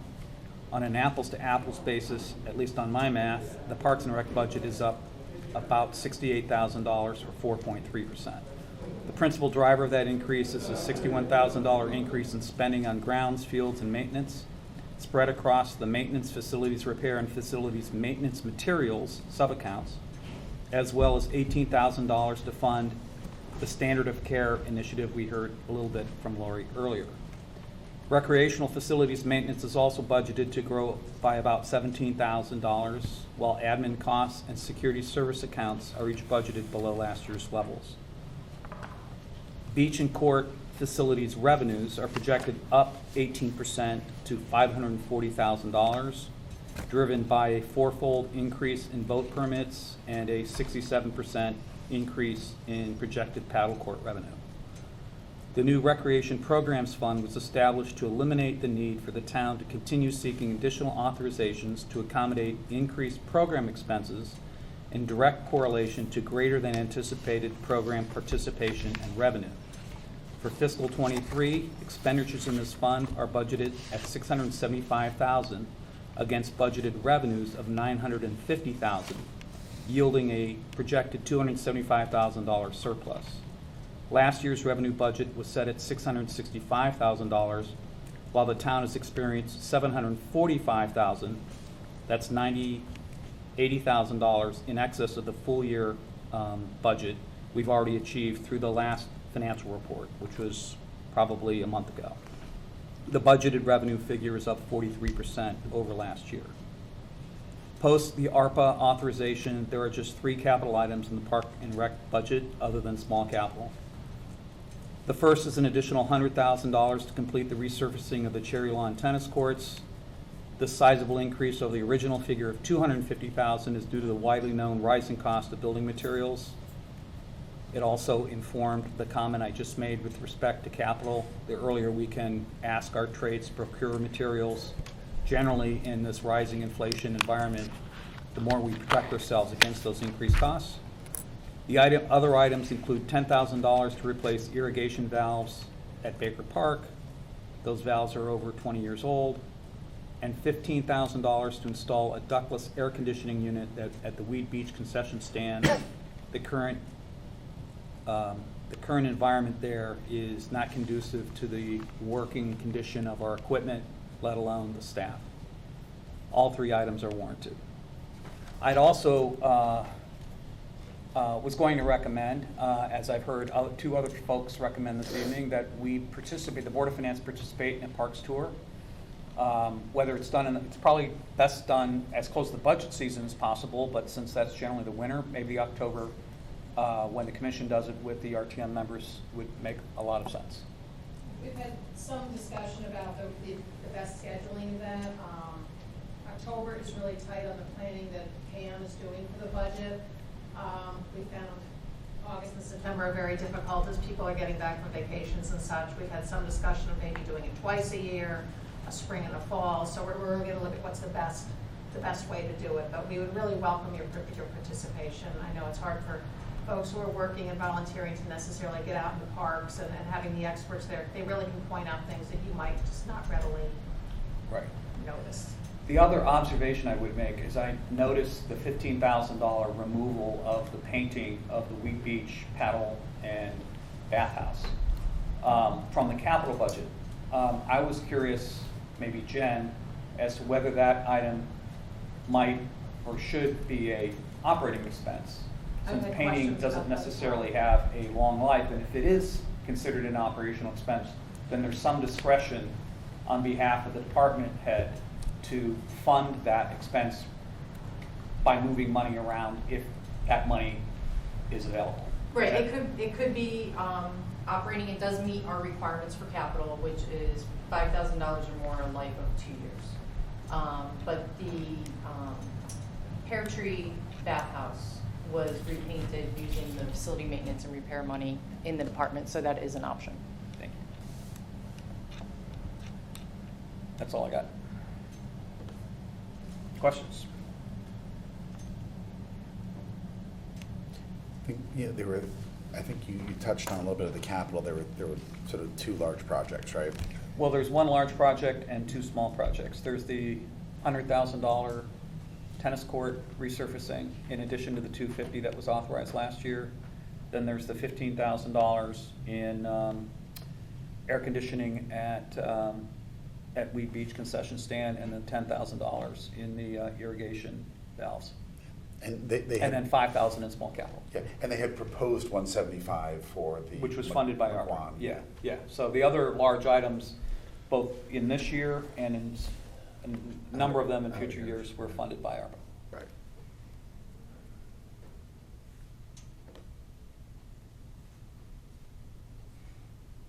I didn't follow this one as closely as some other parts. Wasn't there a walking path at some point? What happened with There that? was a walking path at some point, but that was removed from the proposed budget, I think before the Board of Selectmen voted. Right. Do you want me to address that at all? Nope. No. But thank you. I mean, Just what the selectmen's thinking and discussion was? I mean, Sure, go ahead. You can do it quickly, sure, that's fine. The commission had put that forward in the budget. However, and based on our selectmen with the discussion, and Jen, you were there, the feeling was that the numbers that we had were somewhat old. They were pre-pandemic, and they weren't really firm enough that we could feel comfortable that that was the right amount. So the feeling was that the commission, and we've got a working group, should tighten that up and really get a better handle on what the numbers would be, and then come back sort of outside of the annual budget process. And I So assume it's the not. DAF remains part of that conversation? We continue to have conversations with them, yes. Thank you. There seems to be some level of interest, but we don't have any firm commitments into what level that would be. So it was just, it all wasn't firm enough to feel that we wanted to put it, that we should be putting in this year's budget. Is that fair representation? I would agree. Discussion, but it's not that it's off the table, that we don't want to do it. We very, very much do want to do it. The property was purchased many years ago. It has been sitting unusable. There are problems on that property with invasives as well. So we really do need to get moving on something. I think projects of that size, I think the process is, should probably include, sort of more discussion at the commission and sort of at the staff level, and I think bigger understanding of uses and views. And, Exactly. so people can sort of understand what it is before I think it gets brought forward, which, Right. given its capital, can be done during a budget process or any other time. Right, exactly. Thank you. Thanks. Okay, I don't think no more questions on Parks and Rec. Going back to Dan's point, I would like to see money come from somewhere to do the Weed Beach painting, whether it be out of the operating budget or we allocate some sort of money from our reserves to do that, because I don't believe those structures should get run down just for basic preservation, plus the look of the town. Well, I think the standard of care initiative, which is there's a minimum level of care that all of our parks should exceed, and I think I agree with you. Can you provide any more detail on the standard of care initiative and how we're measuring that? I did provide one copy. I can certainly email it out to you and pass it around. But the standards of care, let me go back up here. 79. If you could email that to me, I'll send it around. Okay, I will do that. Great, thanks. But the standards of care was really, it's about a 2-page document that really the commission agreed on to provide a framework. So as we look at the parks and think about, where the priorities should be and how we think about them, that we had a uniform way to think about that and look at one park versus the other. So when we did our parks tour this year for the first time, we had a little checklist for each, that we had one for each park. And as the commission members and RTM members went around, they would say, okay, how are we doing on, the natural beauty and the invasives in this park? And, Cherry Lawn, it's like, well, this is a hot mess. And then other parks were like, gee, this is pretty good. So it was a way for the commission to kind of benchmark how we were feeling about the different parks. And if I can find this. And then one of our commission members kind of collated it all and put it together like in a little, chart, by each park. So for each park, Cherry Lawn, it was green in some areas and yellow in others. Pear Tree was pretty much yellow all along the way. But we're just trying to create a better framework as opposed to just saying, we know this needs to be done or whatever. So we really just have gotten going on this in the last, 6 months or so, and we think we can further develop it out. Does that identify current needs, or does it project sort of like a 5-year forecast so we know what things are coming up? It should get us there. That's the plan. Right now, we're really looking at them and saying, how do things look and seem? But the idea then would be to help project. For instance, when the invasives, we have this working group I've mentioned. We started time at Cherry Lawn, but we want to get out to each of the parks and really assess how much of an issue the invasives are in each of the park. I mean, Laura Mosier has told us the school properties have big problems too. And it's something as a community we need to be very, very concerned about. I didn't know a lot about it. I have to admit to you that until Jenny Schwartz reached out to me about a year ago and asked to introduce me to Laura and walk Cherry Lawn, and she started pointing out things. And as I've learned more about it, I mean, we will lose a lot of our trees. A lot of the trees will die if we don't take action now, and I think you all understand the implications of that. Are those pests or what type of? Plants. It's a lot of plants. Vines that are creeping up the trees and they choke them off. There's ones that they just create an understory so that the trees can't get nutrients.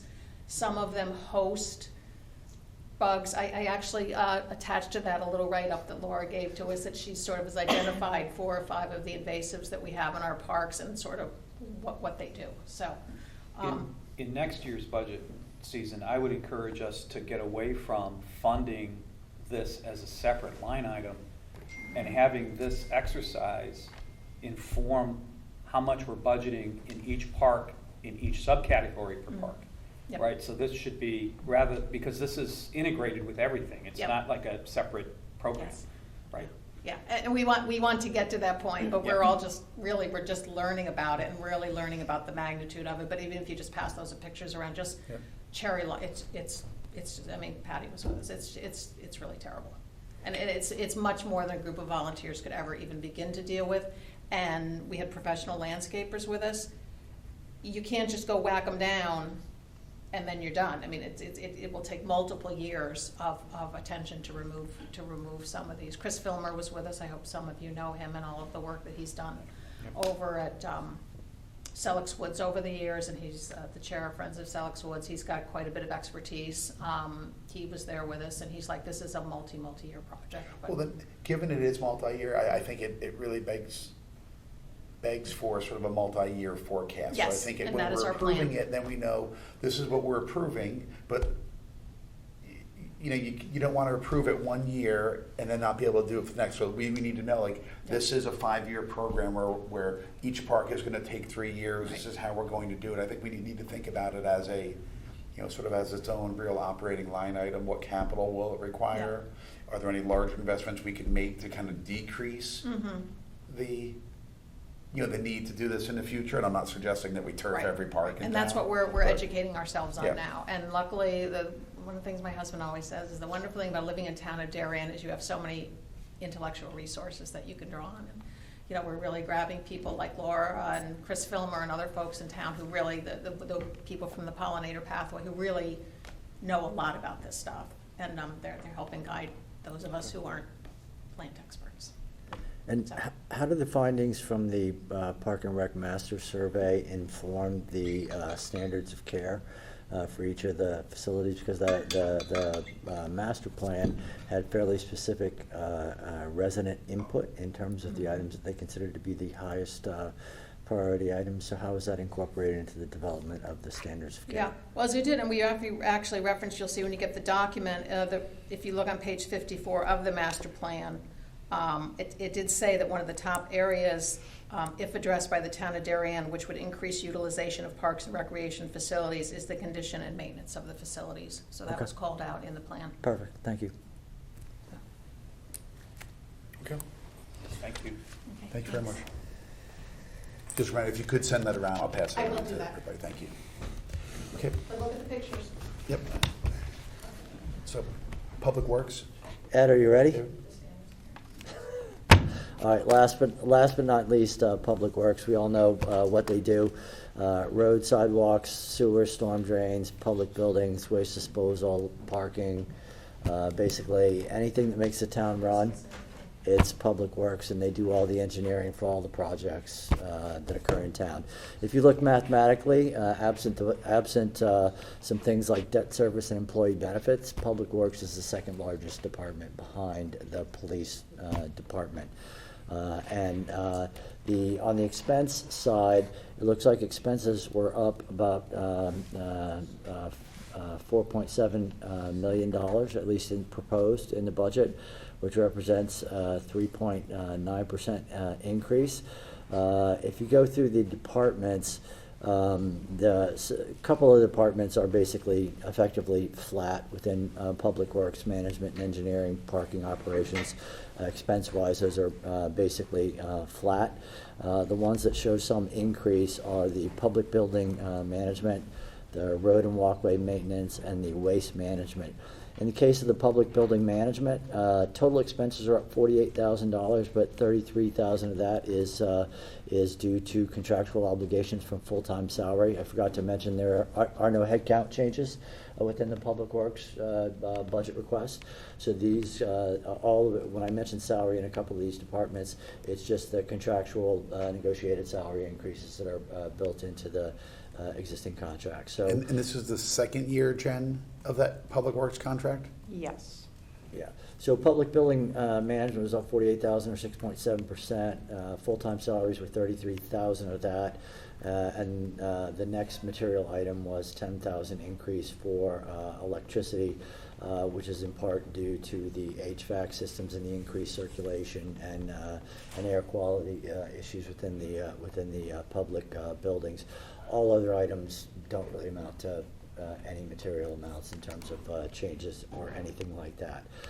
The single biggest area for increase were road and walkway maintenance, which is up $147,000. I apologize, I didn't write down the percentage increase there.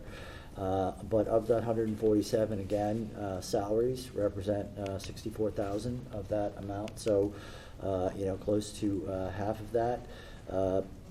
And lubricants and materials are up 69,000.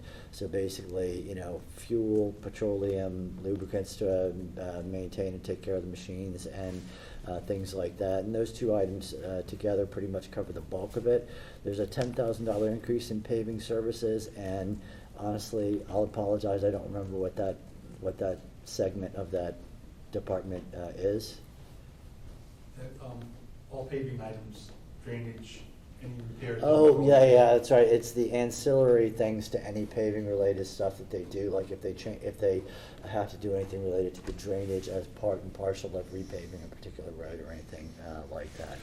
What was the 45,000 that the Board of Selectmen added to the parkway and maintenance line item? Jen, Yeah, do that you was 45,000 after we settled our fuel contract. Prices were higher than originally anticipated, so they had to add in 45,000 to the town administrator's budget. And the last department here is waste management, and that was up $45,000 or 3.6%, and that's basically because the city carding contract has a CPI escalator built into it, which is the primary driver. And as Ed always points out, that during the time of COVID, people seem to throw away a lot more stuff. So the volumes have been up at the transfer station in general. And I don't know what this number is for the Park and Rec area, given the volume of programming that they have and the applications and everything, the way that people pay. But I will note it's not material to the aggregate of the Public Works department per se, but from a town-wide budgeting perspective, credit card fees represent $21,850, and that is the non-reimbursed interchange fees from people buying their dump stickers online, and we don't pass that through to the consumer. So that's a broader discussion for other areas of town as well, in terms of the Board of Selectmen reviewing and establishing a policy to pass that through for all areas. But I suspect if you looked at that number for Park and Rec, it would be larger than Public Works, given the volume of revenue that flows through there and the likelihood that people pay by credit card increasingly these days. So that's really it on the operating side. On the capital side, the single, it was ranked as, sorry, I actually had it in the right up here. It was ranked as a high priority. There are some items that are recurring items, such as paving. That was a priority one item. Ed is including $1.2 million unchanged from the prior year, and is expecting to pave a little over 6 miles this year, up slightly from last year. There's some variability there depending on the aggregate cost of the asphalt when he gets around to paving. So that the actual mileage number may change. It could be less than the six and change miles that he's planning for. And then sidewalk rehab is budgeted at $750,000, which is also unchanged. It's clearly a priority one item, in line with the goal to make the town more pedestrian friendly. Rising oil prices could have some effect here, because Ed's policy is around schools and places like that, and major highways and state roads. It's concrete, but in a lot of areas throughout town, the sidewalks are asphalt. And so depending on what that price turns out to be, could impact the amount of linear feet that he is actually able to do. As far as new items, capital, the largest single item is a replacement of one of the large trucks It's a Freightliner truck. It's a $225,000 item. It's listed as a priority 1 item in his listing. The vehicle is nearing the end of its useful life, and parts are becoming difficult to get for that vehicle. Ed has a very well thought out and planned out sort of sequential program for replacing all of the large vehicles, and this is one part of it that's included for this year. There are another $120,000 labeled as priority 1 for new sidewalks. And that's in line, with the town goal of trying to make things more accessible and more walkable throughout town. I will say I listened to it, but I don't remember the exact areas that they're going to be located. So if somebody needs to know that, we'll have to leverage Ed's experience with that. And there is also $100,000 in the budget for transit station drive and curb replacement. This item is listed as a priority 3 item, but my understanding is that it has been deferred in prior years. It's actually broken into multiple years. So the first, this coming year would be anticipated to pave effectively the roadway that runs up to the transfer station building and the curbing that runs in between in the middle there. Because that has been, damaged over the years from snow plowing and potential. I'm assuming occasionally a carter hits the curb and does some damage. So that is included in there as well. The second phase would be an additional $150,000 that would basically repave the lower area in and around the building and the entryway and those types of things. And Ed had some specific language, which I think was lower drive in C and D area with drive to antenna area in fiscal 25. So those are coming up. With the cost of petroleum and paving and those types of things, that might be something for us to have a conversation about going forward. I also thought that if the Fire Commission is thinking about paving up by the training facility to accommodate the placement of one of the portable buildings, that we may want to have a broader conversation about the aggregate of these projects, timing, putting them together, cost, incremental cost wise. Is this something that we should think about? So those were my main elements from the Public Works. I guess one thing I'd point out, just in terms of the sheer volume of sidewalks we're doing, I think we received a few public comments about back when we were approving the ARPA, like why you're not taking care of sidewalks. I think in this year's budget, there's on the town side about $870,000 worth of either new or rehabilitated sidewalks. And then if you look inside the Board of Ed budget, I don't know the exact number, but there's about 460 for that sort of that road and path that connects the middle school down to what used to be the old senior center. Right. And it's about $450,000 there. Now that's both a road and a whole sidewalk, but that sidewalk is really only used for the community and or teachers. So there's well over $1 million of new sidewalks. And I did check with Ed on the Edgerton property. He has plans to do some of that work this summer, I think was what you had said.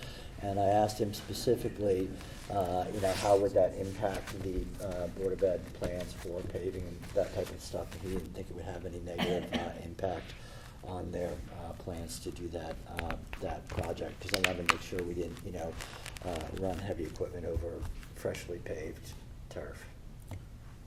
I have a question for Ed, I guess. The parking lots that are in the parks, is that a Parks and Rec capital item, or is that a Public Works capital item? Parks, you say Parks and Rec? Yes, the parking lots. Parking lots and Parks and Rec. In our and parks. roads that are in our parks. Is that Public Works scope, or is that Parks and Rec scope? It would fall under the scope for Parks and Rec. Okay. But generally, I used to work with Jim Flynn to let him use the contract that I have with a paving company already, and we'd get them out there to do the work. So he used our prices basically that we bid out for the whole town. Okay, thank you.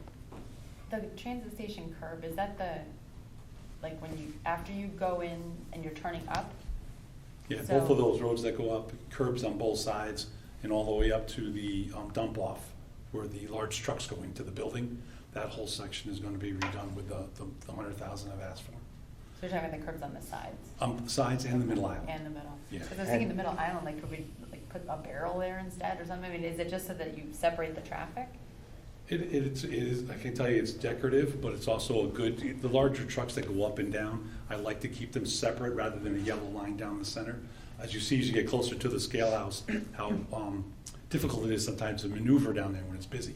This larger area kind of keeps it wider. We have a nice wide area to go Yeah. up there, and I think it's important, especially when it starts to back up on Saturdays too. And we're gonna do those in concrete, right? Concrete curbs, Yeah. asphalt, Right. surface. Oh, yeah. Please. And Ed, in terms of the curbing and all of that there, is there anything that we need to think about in terms of just given the flooding that took place on that, granted 200, 500-year storm, in terms of how we direct water coming down there and feeding into? I have to say that the one thing I want to do is that there's a curtain drain, if you will, up by the leaf area. That I'm probably going to either replace or repair. But as far as drainage that goes there, going downhill to the low area, it makes its way into the stream anyway from down there. I don't think any improvements are needed, but of course we'll take a look at the structures before we pave like we always do. Okay. How about the rehabilitation of roads that have been disrupted for insertion of gas lines? How does that process work? Usually I have to wait at least one winter season before I'll pave. I want the settlement done. What we take we take the contribution from the utility company and I work it into our paving program so that we're only paving during one time of the year. I don't have the utility companies and their contractors, the water company, their contractors. Plus I get a better end product because I pave curb to curb. But generally speaking, depending on the age of the road, the utility company owns half of it right out of the gate. And then I balance the rest of the portion based on the age. Because they're responsible for kind of repairing a road that they tear up. I kind of make them responsible, but they do know they have restoration responsibilities. And I think this ends up with a better product for the town. You don't have half a roads done. Avoid Christie Hill. Okay. Any other questions on Public Works?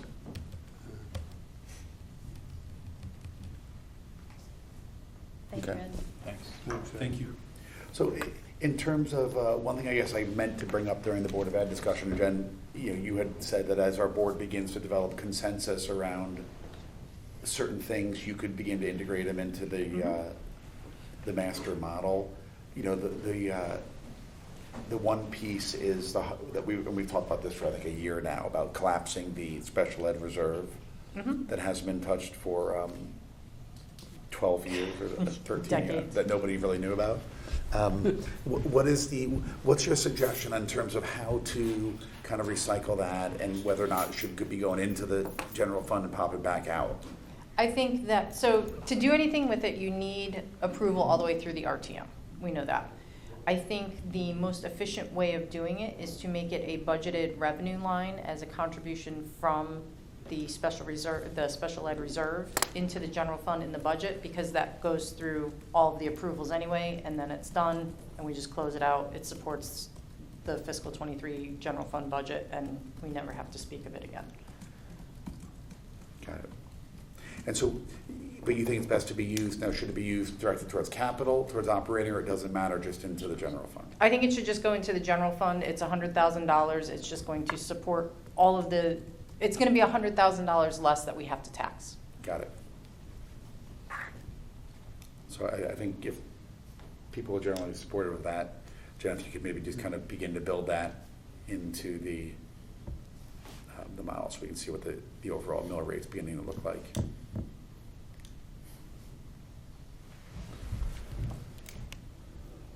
So I guess just finishing up on budget here in terms of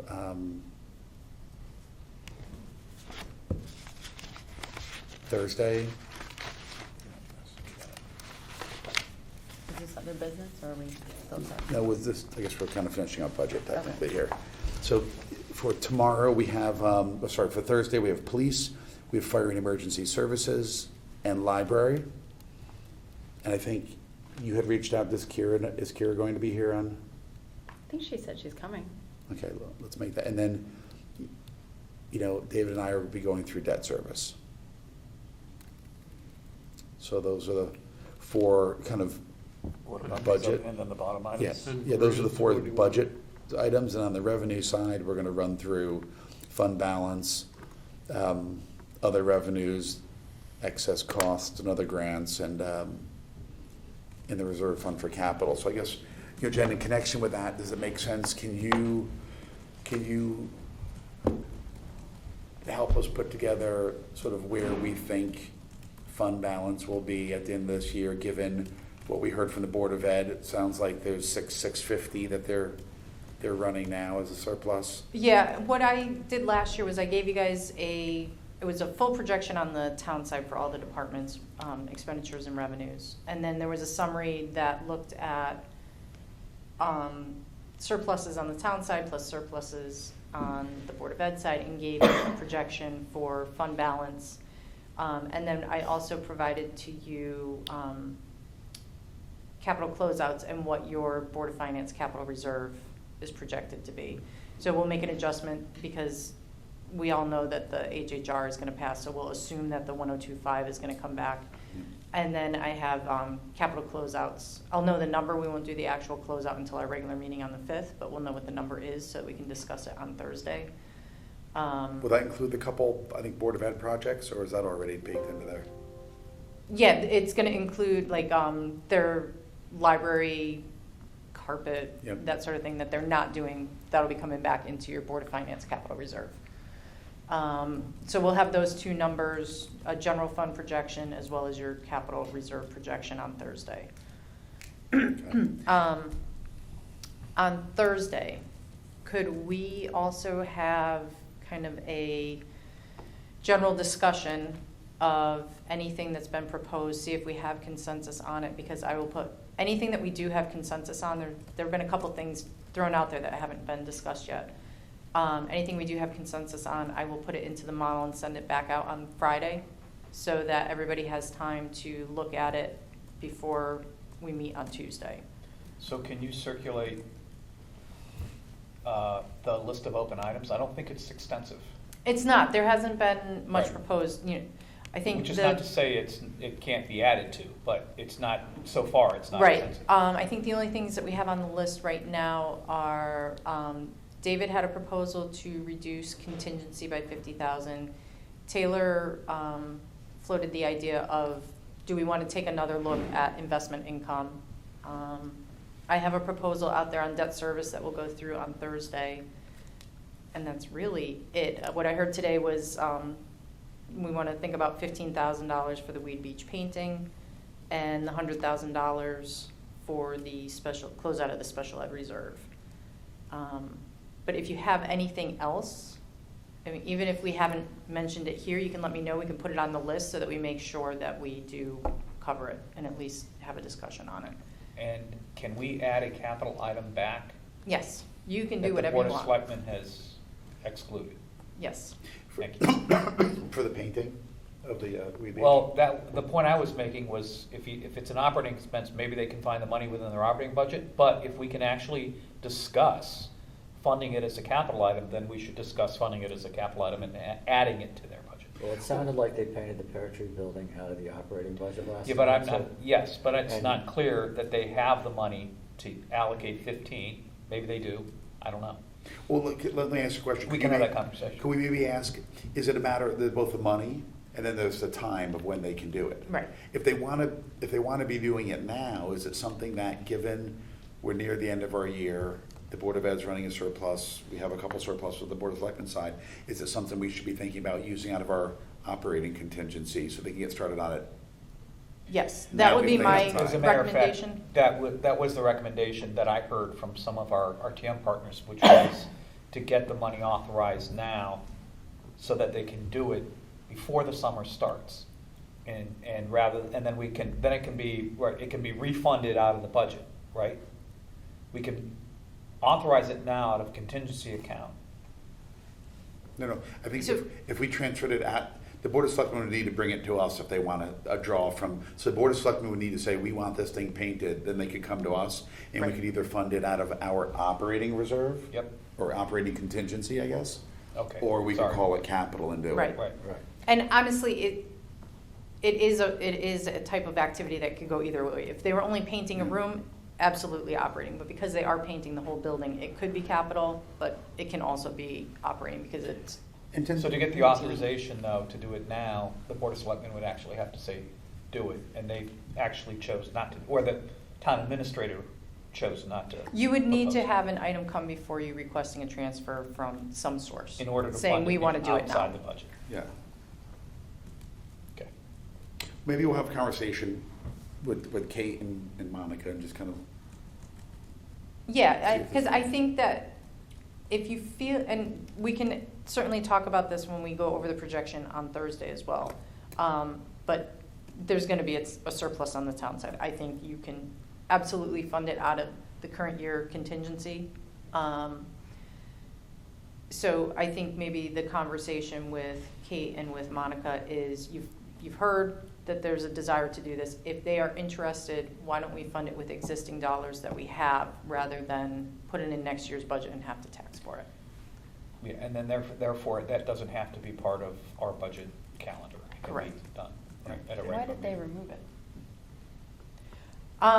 Kate removed it at her level, just trying to, get to an acceptable number. She thought that some of their other requests were more of a priority. She deferred it. She did. She Right. deferred Yeah, it to she's like, next we'll do year, it next and year. Board of Selectmen did not put it back in. Okay. They left it in fiscal '24. The other thing for Thursday, if you do want to consider taking the Board of Ed vehicles out of their budget, we should talk about that on Thursday, because we could get an item running simultaneously through you, Board of Selectmen, and RTM. What, is there anything like that on the Board of Selectmen side? I mean, the only trucks, did they have a pickup and That the? was a Freightliner. And The bigger- Freightliner, The Freightliner. Well, the fire trucks. and the the fire marshal's office, I think, has a vehicle request.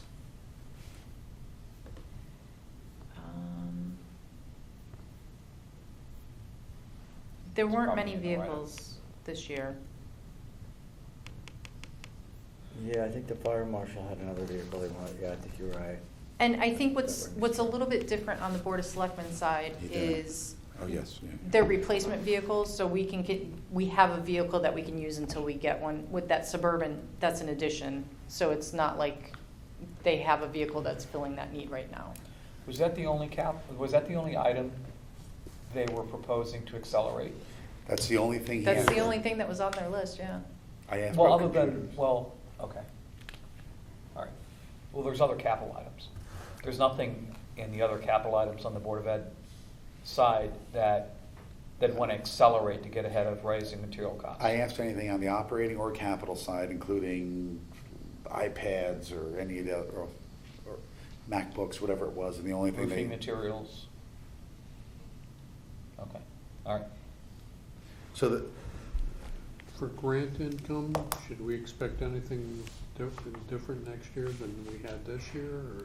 No, I would say what's in the budget right now is the most current information that we have from the state. We haven't Okay. received notification of any other adjustments. We don't have a lot in there, so we don't have a lot of risk if Yeah. they don't fund those things. Any percentage is 0 to 0? Yeah.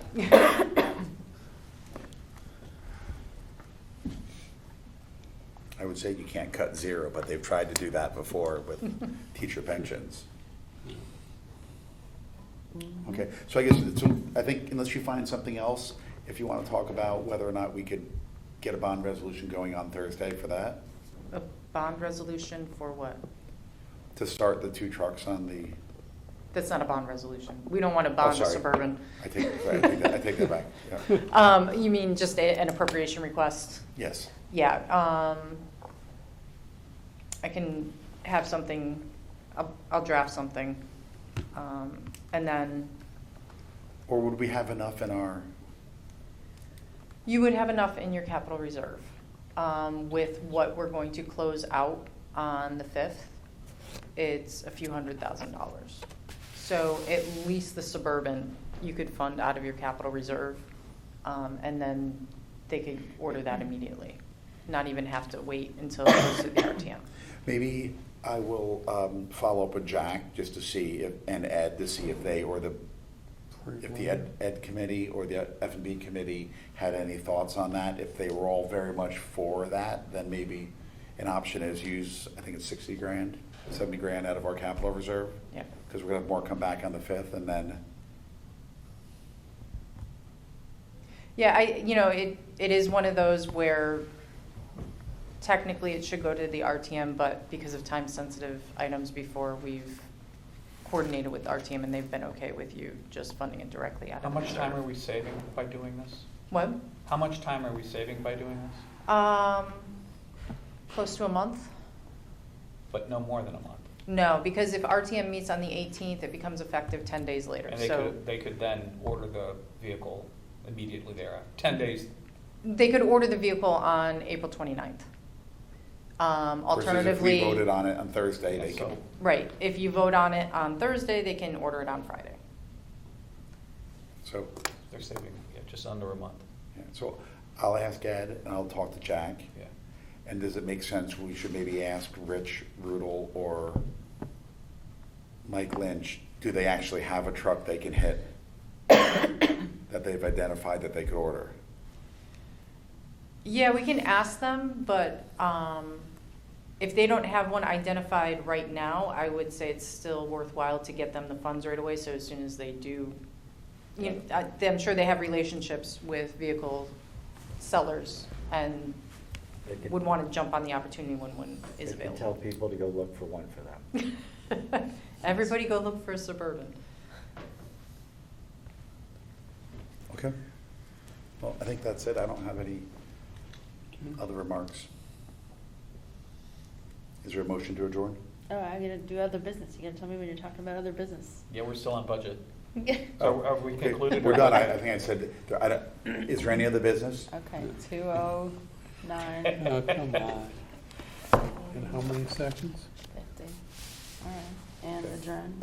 Well, there are no chairman's remarks. It wasn't even on the agenda. There were a lot of remarks. Motion to adjourn. Is there a motion to adjourn? David, so moved.